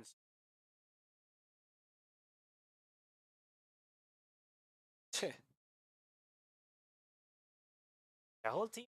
I don't know if I are blaming Shaq. Going out towards yellow, and that's courtesy of the attack from Zelsis. But Sentinels, again, another of those rounds where you're just staying close and slow at the beginning of the spawn. Take flight. Playing it patient. Yeah, people are dumb. Drone actually commits quite a bit. Really think Your opponents hear drone, and they will consider that quite a bit of that play is Actually, going to be towards B. And you see a bit of that rotation mid towards B is held. Nice job by Shazam. So he's really trying to play with the minds of Guard right now. Guard have left sites, left original positions, still in position to get these sites in their favor. But this is what Sentinels did on Breeze. Walk it up until you see contact, and that's the contact they were looking for. Wall goes up to the left side, and Sentinels will try to get this plant down. Maybe. Oh my god, Trent! That's a high-low, almost lands them both, but that's going to be Tens that lands both of them on the top of 410. Net now being flushed out by the snake bite and also dropped down. And that's Jonah P on a 3 versus 1. And thankfully with the Sage Wall. I was going to say maybe it's a bad Sage Wall after all because that's 2 players that made out the ropes to get the kill. He killed him, but I know this feeling. To save the round for Sentinels, and as these pistol rounds went back and forth, this is now finally 2 in a row on this map. There it is. Sentinels are able to string a few together. The first 2 of the series as they have gone back and forth. Exactly. And Zoms again, was the guy. A very big contact round. Like I said, we saw that on Breeze. There are rounds Zoms was the worst mistake. There's only been 1 round per a full map now on both Breeze and Ascent where Sentinels flipped the trigger and they went a hard aggressive strat, right? So we might see that again. And then it's mostly this kind of walk-up contact strategy that they've been playing. Early round absorption of the utility from Guard, and then they get into the face, finding you with 3 people almost immediately. Here, it's a bit of a sit-back line of scrimmage from both teams where Guard has taken a position in mid. And that position in mid is spotting Tens. Who's going to be the anchor, trying to find, basically being a killjoy turret. Hoping to get some headshots with that headhunter, and that's 4 players looking to go through. Even maybe a toxic screen on too long. And we're just going to walk it out instead. Meanwhile, it could have been a good time, but we're rotating back towards orange. Because technically, you could think that there's going to be a straight mark that's going to be watching that flank. Pick up, pick in, Sage Wall. What else would we expect? And look, that kind of denies the chance if you can get the mollies in to hit that left side, but still instantly clear. Could have gone for the flank. Also, thankfully, Valen sits around the rest of an eco for the guard. Ow. Oh! Yeah, I mean, it's good. Why would you get a kill with the molly, but the plant comes in at least for Sentinels. And welcome to Valorant Shroud. If you're going to be the designated spike planter, you might get into those. Zelsis, though, headshot onto Valen. Player advantage. Actually, it's evened up. as we have snake bites, shock darts coming down. And there you go, Sentinels across the board. Saya player by himself in the front of the B site. Swings out, 3 players now spotted. And that's now 7-7. Teleport's ready. Dalsis doing a boaster in the smoke cosplay kill there. He's just like left, right. I'm shooting through the smokes, and these are mine. Really nicely done on the retake there, making sure that guard could not encroach enough to get themselves diffused, or the spike diffused, I should say. And Sentinels go on to their bonus here. What will they be able to purchase? They do get a Vandal for Shazam. He's been watching the flank mostly if we continue to consider what he's been doing from map to map. So you'll have that kind of watching the backside and being able to enter at the last moment with people that may have taken damage. So Shazam won the first 3 rounds here. An A hit looks like it will be what's going to be cleared out. There's the dart for middle maze. And an interesting Viper's wall. It's kind of deep to the right here. Would allow a lot of space being given for guard to come back through screens, but we do also see this Sage Wall continuously being used by Dapper in peculiar positions to cut off a lot of angles. Last one through pistol on screen. Oh, but the repel, we're not clearing the right. Elisa gets traded out. Shroud coming out with the Spectre. Side player falls in front of sight. This still is an advantage right now for Sentinels to potentially get a plant in, but it still gets slowed down by Net's Poison Orb on the right side. And that cancels out, foils out the plan. Because the Toxic Scream's coming down, and now you just got to wait it out until the next cycle. Gotta love this. Good luck seeing through this. 18 seconds to click down. About 40 seconds, I think those will be gone based on when they were fired off. A nice 0 point again to kind of reset the knowledge of the round and where it might be. Seeing Shazam was a big one. Like I said before, knowing where that Sova is with that initiator find utility is actually quite big. And they have a sonar dart. Still do the same left. execution now. Wall up, recon dart, 0 point. There you go. Now we've committed into the hit. Flash coming outside as well. Molly coming out to deny. These Molly lineups are really good. And now you're forcing a little bit of a tunnel to try to get into the site to plant. There's only 14 seconds left on the clock. Zelsis Elise gets the kill on the Trent.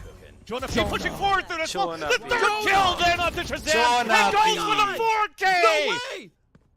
King Jonah P, bro. Absolutely incredible play from Jonah P. Been a little quiet. We talked about the first bloods between him and Saya player. And this time, he steps up huge, playing in the mind of Sentinels. At the moment they all turn to press W and go forward is the moment he preys on the backs. Oh my God, what a big play. Absolutely needed here. And really a statement play to break what was a tie game so far. That's the kind of round you want to just start to separate with. Sentinels still on a bye here. Light armor, though, for some members that could make those duels go in the favor of the guard. We're going to start off a little bit of B pressure, but the push is there from the guard. Even a 0 point. Spotted a couple of players too, so it's going to be down to the basics. The fundamentals with the rifles as the wall's about to come down. And as it comes down, Shazam actually spots Saya player, and the second kill cannot be traded. Jonah P falls as well, and it's finally going to be one of those rounds where the guard gave that to Sentinels. Get into a side on an early 5 versus 3. It's Sentinels' turn to do that. Plant the spike. Oh, he goes in. Oh, they call it? Just on the edge of that damage. Oh my gosh. Unlucky.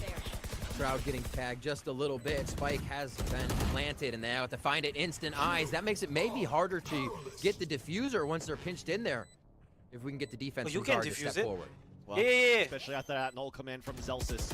Now we're tapping onto it. We're trying to stay between the walls. And it's now time for the guard to do that. And we're not going to get it. Shazam sees that one Elise. And it's a 3 versus 1. Net has the Viper's pit, but it is not going to go for it. Falling back to save his weapon. Woo, skin in the teeth. But Sentinels will make it 8-8. You have to be kidding me. If it can happen in this series, it's happening. Almost a defuse there. I was so scared that was going to happen, and it looked like such a clever play from the guard. Trent just squeaking in enough to get the defuse, but Sentinels wanted it just a bit more as they smother that spike with gunfire. 8-8 here. Even with a statement round, Sentinels are able to pull it back into a tie game. Full utility both sides. I'm trying to see if that's what the priority is, because the buys won't be the same. It does look like they are going to have that utility they require to push themselves forward. Trademark purchased, kind of sold, being decided here on the side of the guard. Looks like they'll hold on to it to now for saving every single penny. This could be an alt orb to Tour de Force if they get B control. Well, now we got the Pac-Man ult. Oh dear. Net into this A site, and look at this lurk setup they're trying to do. A little bit of what Tens did, and it works out.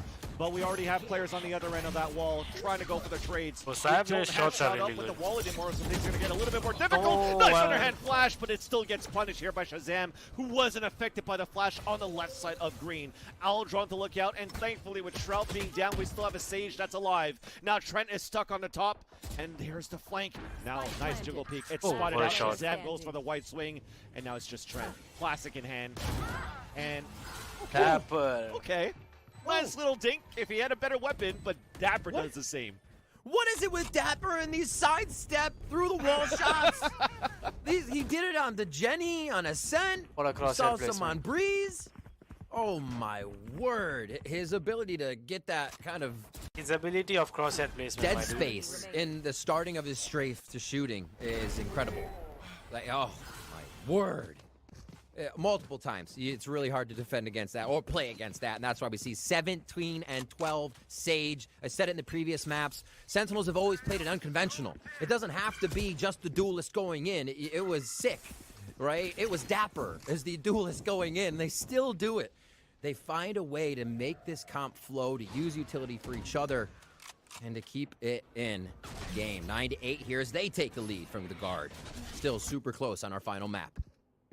Aldron does not spot anyone, but at least 0 point did. And that's 3 players stacked up in the back of the side of the Guard, and we're quickly rotating back towards mid, and that is Jiggle Peek by Trent. The wall, and looking for not even a split. It's going to be a 4-player commit towards Orange. An orbital strike coming down from Jonah P. Grimmy with the stimmy, taking the position on the other end here, using the sound of the orbital strike to mask his position now on an off angle just behind the boxes. But Tens clears it out, takes him down, and it's now a 4 versus 2 as Trent and Net answers back towards Kitchen. Now Saya player with the Tour de Force looks down. He hears that spike going down, and as he leads back out, Saya player gets the kill onto Dapper. Now it's up to Shazam. He does have the Hunter's Fury, and he's up against 4 players. And that's why can't we play like this? They actually didn't hit it. Swinging back out, getting the first kill, but the swing comes right out from Trent. Gold. Easy trade, and now we're tied up once again, 9-9. The choices right now by the Guard. I mean, we saw how post-plant the Guard was able to play, right? Mollies after mollies, taking things back, being able to push the opposing team off. Teamwork. And then we see Jonah P here microwaving an open space. As soon as they go under tube, he hits Sentinels, right? The quick decisions right now from the Guard are impressive in the way that they're playing this game. It's going to be required because Sentinels now at this point are pulling out a lot of things we haven't seen. A little bit more mid-play. It's not just the A to B, the A to B. They're trying to spread the map. They are playing fast. They flipped the switch, and they've had a few more fast rounds where, again, we only saw 1 between their previous maps. So here, they are testing the Guard. The Guard's adapting and vice versa. Like, this series has been absolutely incredible to see both teams come back in with their changes, coach changes, roster changes, and be able to present this. And I can't wait to see how much more they do together in this tournament for themselves. Ultimates are ready coming in here. Sentinels are calling a timeout at 9-9. The Guard's doing an amazing job actually to even contain Tens, Zelsis, and Shroud. Look at them on the board right now. 3 players that we talked about heavy decision making from Guards in this roster, but they catch Shroud off position. They're able to win duels against Shroud. Tens gets 4th position, has timing, cannot win the duels. It's just these guys are on point right now from the Guard. It's just being quick on the flicks. And like I said, Trent is really ready to play, and they're really getting hyped up after all these 4Ks that Jonah P gets, Trent gets, Valen gets. Saya player even got a 4K with a 13 HP Tour de Force in this very map. So these guys are just vibing across the whole series in this 3rd map, and it starts here. Up shot missed. 50 HP. Sai, you know he'll take another shot. He'll be up for another one. Yeah, he got 4K with 1 HP, round so far. Drone will go out first. A lot of times, anybody can reposition after a drone. We don't see Sentinels quickly moving up with that. Of course, he takes the shot. Dapper goes down the wall that's given Sentinels so much control inside the site is gone. To see if they can organize and get themselves in here. Tour de Force and Vandals to make it happen. Look at that. We actually have a lot of ultimates just to get positioning here to at least try to get a plant down, but we have a Nightfall ready as well. Or Trent for the retake, and it comes out right away as soon as they hear the tap. And here comes the Hunt inside as well. Crawlers to come out to help out to flush out the Viper's Pit. And now Shroud has to look left and right, and it's Jonah B to drop the Viper's Pit, drop the Spike Carrier as well, and it's TenZ on a 3 versus 1, sneaking through the tunnels of smokes. Left and right, getting ready for the double swing. TenZ with the first kill, but Net comes back from the generator for the trade, and that's the guard back in the lead, 10-9. Jonah P is stepping up so big right now. The rest of the team obviously flowing with him, but the frags he has been able to change, the impact frags he's had to change the round. Drawing the last shot as well from TenZ, going down is the assist to your teammate, right? Never forget who passed the ball for the assist. And a lot of those are going to the Brimmy Stimmy right now. As you see, 8 on the board for Jonah P. 10-9. They continue to change leads, Vansili. Literally our last map. And they really cannot hold it for more than one round. Can Sentinels again come back? It's a low buy this time. It's starting to be that taxing. And Shazam down to 1 HP to start. What? That's insane. 1 HP. There's a heal. Okay, there's a heal. He's getting a sponge bath. We're good. And thankfully, Dapper also has a res if anything does go foul at the beginning of this round. Just go and get taken out. Oh, my word. All right, let's see how they play this, Vance. Sonar Bolt is out. It's a 2-2-1 with a kind of a lean towards 3 for the guard. Is good. So they do have a bit of positioning here to retaliate, but I wonder what this duo team on Sentinels is doing over at A and what they can provide. That's Jonah P that broke the dart to allow Saya players still keep a forward position towards yellow. Now with the 0 point, there's no TP. Nice Saya B. TP's just before, actually. The 0 point pings out, so now Saya player gives up his position, and that's Sentinels leading back towards the A site. Remember, Sonar Bolt was fired quite a while ago, so this timing puts Shazam back in A just about when that's coming back up. Has to they'll be able to fire in. They showed KO util and Shazam's util. There's the dart. There's the entry. Wall up 2. Shroud's going to plant it safe. Fragment onto the ground, and Shroud makes it out unscathed. But now at least the guard knows that it's not positioned in a post-plant position for Sentinels, so they can just retake from the back of the site. Can Jonah P make it around in time? He's still trying to decide what the flank is. Shazam does go down. They know that's the flank watch, but will they know there's one more lurking? Jonah P's getting dipped right now. Saya player. Saya player drops another one. Dapper, who's been a hero for the team so far, is just trying to hold back towards 410. Molly towards the front, and like I said, it's not planned for them, so the wall comes out, the Molly to block out the area. Bro, what is this teamwork? Diffuse to go down so easily for the guard. At least we're now at 11. 2 more rounds for the guard to move forward to knock down Sentinels to lowers. They finally separate the rounds just a little bit from going back and forth, punch and punch, and Jonah P again. It looked like a frag on Shazam, but it's a pivotal frag. It's one that Shroud had to worry about whether that flank was still coming in and could not assist the team, right? So guard, take control of the map, take control of mid, but give it up. The Sentinels didn't know that. The full force of the guard coming through, like you said, spawn side and retake the round. A low buy again, Guardians coming out, and Sentinels trying to Guardian this right now. Their first game back with this roster. They look to come out strong. There is so much power on this team. But the guard may have the final read here in the last few rounds, Vansili. It's getting close to game point. Getting a lot of reads here from the 0 points coming out from Valen, from the Prowlers coming out from Trent 2, and just heroic rifling from every single one of these players across the board. It's on this very map. It's insane how they look so far for the guard, but you're not out of it yet right now for Sentinels. They still have that firepower for this roster. It stays really, really slow. After they got pinged out here, Riv, by the 0 point, you're still just going to try to hold as much as you can. The Owl drone to try to clear out just a bit, maybe try to sell a double fake, a double pump back into B. It seems to be the case. Such a neat wall, too. We've seen this from Net. Allows him to play mid, right? If he wants to put that wall up, he can go through mid. He can go to tube. He won't be seen from them like a spawn. bro. The case is, though, it is going to be a death ball defeat for Sentinels here. Null command comes out. W keys press. Sentinels looking to close this round gap. You want this because this allows the wall to come up and potentially get the plant without having a fragment being landed on the ground. But yeah, Trent gets the kill onto Shroud. Another one of those duels that's won here by Trent, who gets a second kill, but at least we get a plant down for Sentinels. The push forward coming out from TenZ, spotting 2 players at orange before he TPs back. A 5 versus 3. Poison, Viper's Pit available for Net on a retake if they want to. Ultimate but black still yellow, watching yes. that flank while the rest are pushing forward. Orbital strike coming down here on the defense. It takes down Zelsis. It doesn't work out for the post plant. TenZ is on his lonesome. 4 players swinging out. We get the defuse with the guard. And they are at map and series point. And they're focusing Trent. They're still thinking ahead. This game is not won as close as it is. Nightfall's going to be on deck.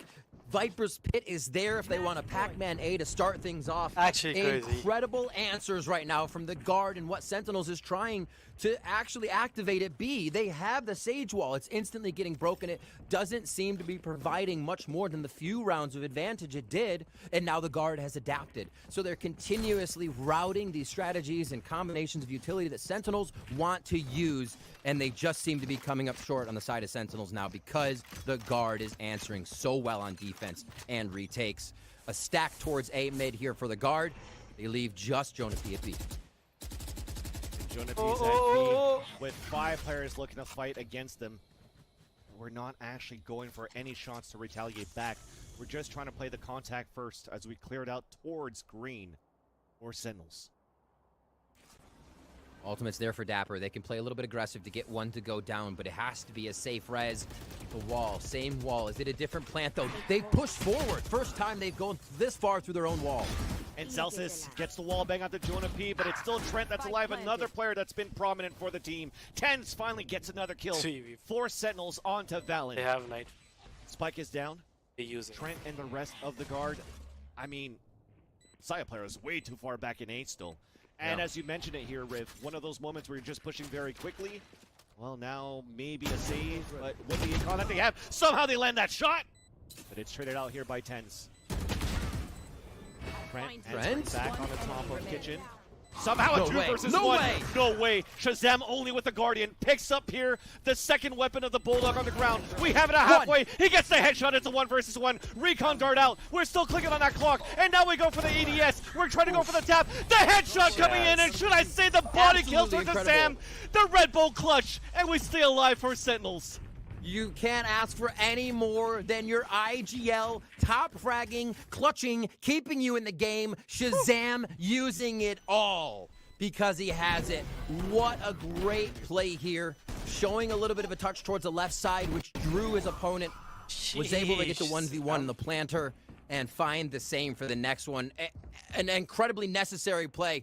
It couldn't have happened any other way for Shazam there. And he keeps Sentinels in this series. Let's see what they have here now coming into round 23. Our first map went to overtime, and Sentinels want this. They are so hungry. Saya player looking for some shots. Operators for both sides. 10 goes down.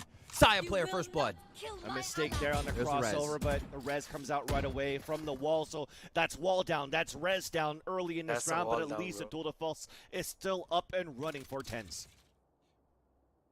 How do they push? It seems like Sentinels don't really want to do too much until they receive information from the guard again. A little bit. Who's here? What are we facing? Any bit to favor or put the odds in their favor. And we see the rotation now coming over from Dapper. If Saya player again, much of a flank. then scan.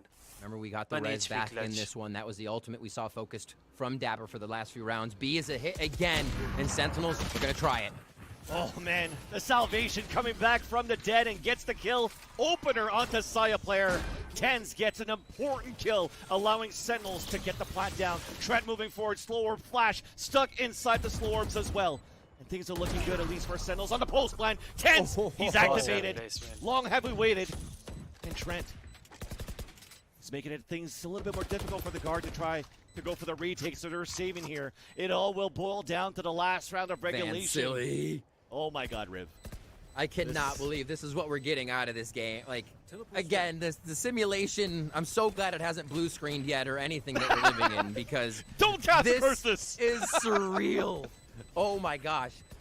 Sentinels is going to bring it in with a full 5, too. A flawless round to bring it within 1 to tie Icebox versus the guard. Again, both teams bringing not new comps for the guard, but new, very new in Sentinels for Zelsis and Shroud. And the rest of the team with the organization behind them and coaching and the guard adding Cupid after Masters too. There's so many changes both teams have gone through.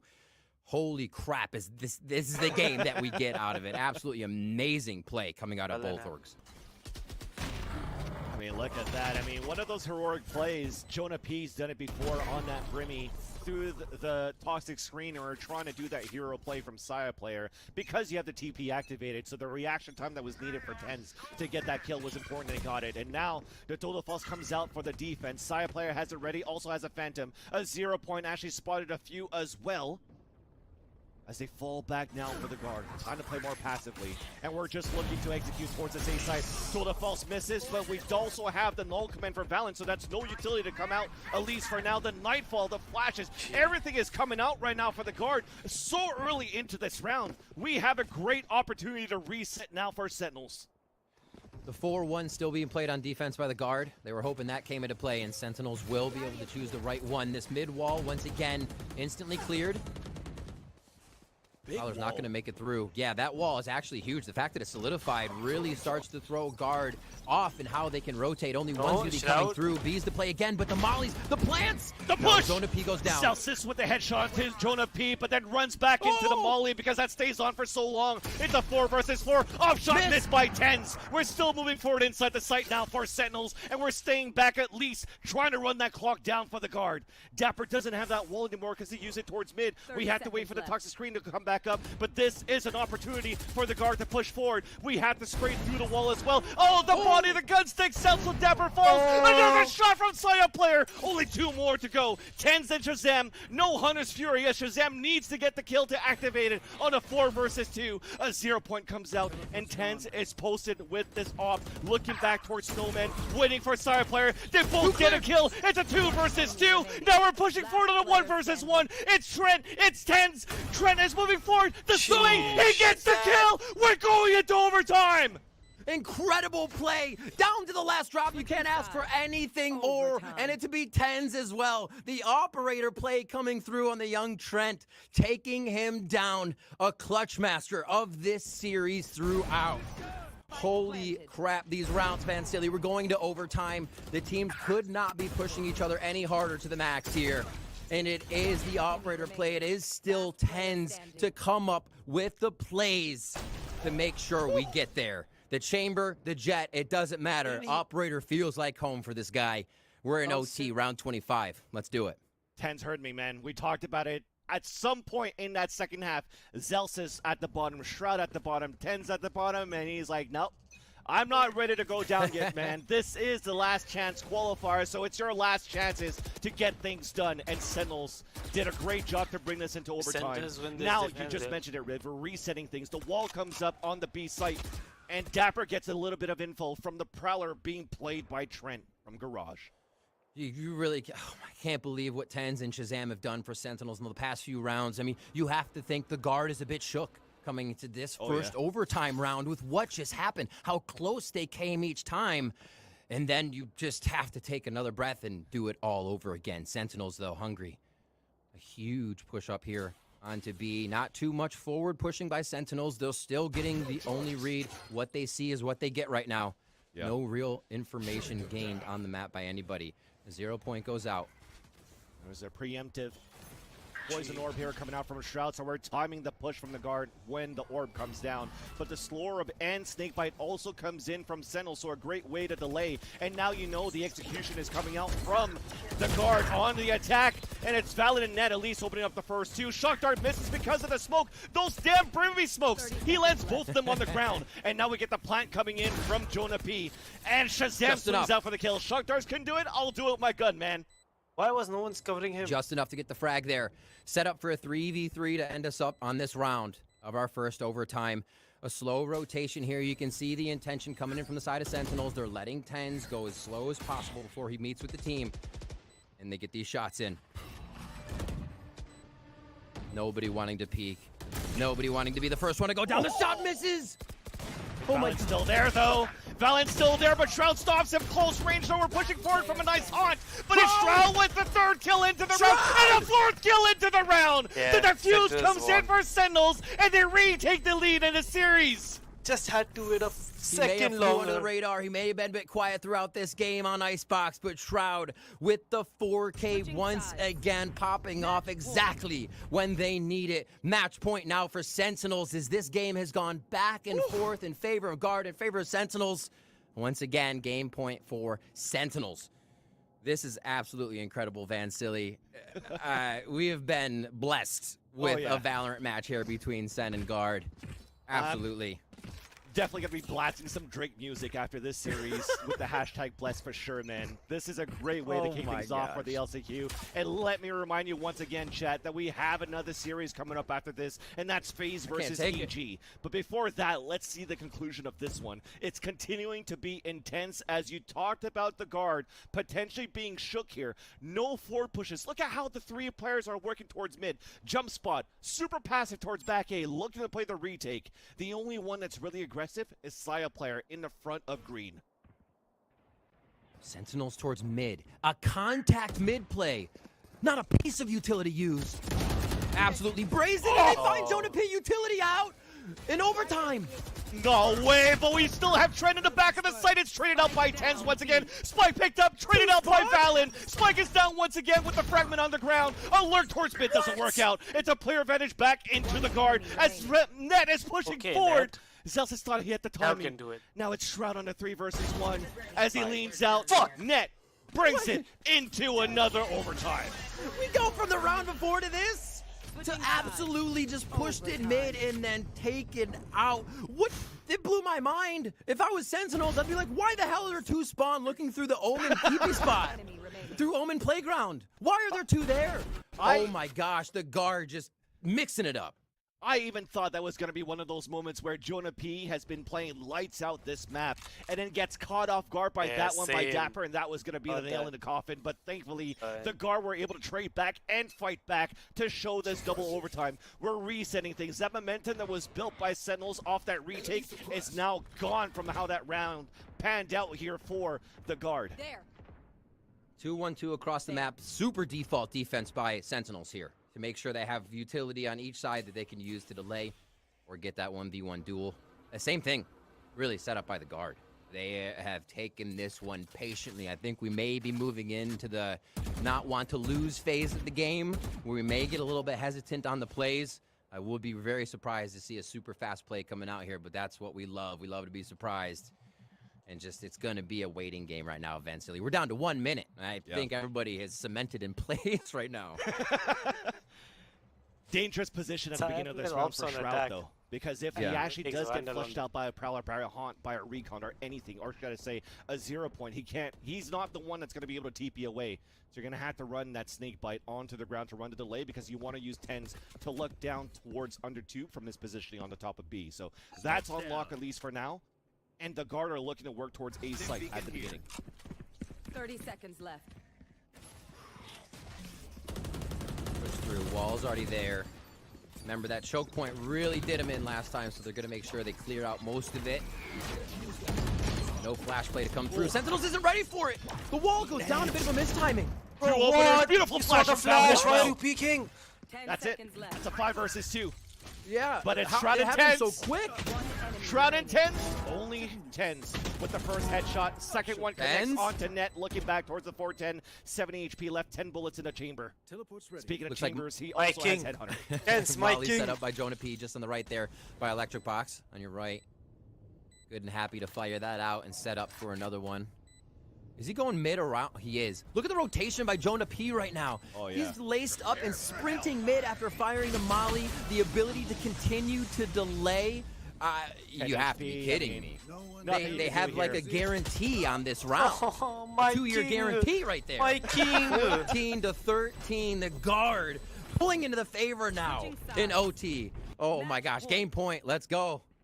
Jonah P paying back from the mistake from that previous round where they almost lost that after it got picked off by Dapper. And now he buys back with insurance. It's a warranty, as you mentioned before. They had the orbitals trying to play the pulse plan, and now we finally have an opportunity for the timeouts to come back. and for Sentinels to figure out how they can bring this into a third overtime. But we talked about that confidence, Riv, that was flattened after the guard was able to bring it back to a 13-13. And then you see these type of plays that came out from Net and Valen to open up the A site. You need this timeout right now for Sentinels to not only calm things down, but also figure out how you could close it out, at least into this round, if you want to survive into the upper brackets.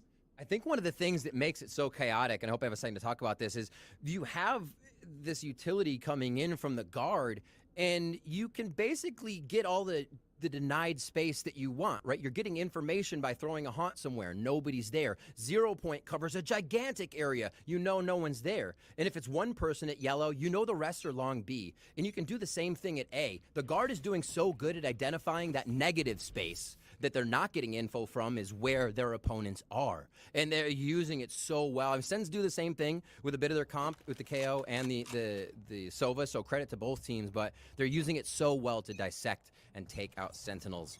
Saya, Jonah, 25, 24 frags. Everybody's getting deep into this one. Prowler mid to start things off, and it looks like Tens is actually going to be on a solo mission this time. It's been a while since we've seen some pipes controlled, and the alarm bot trademark now broken, TP out. Okay. This could work out for the later rounds, or the later half of this round. Upshot missed by Saya player, still has that TP available. Looking to swing back out, and this Aljon will probably confirm that it's time to go for the TP back. You know they always hold for possible shots there. The wall goes down quickly.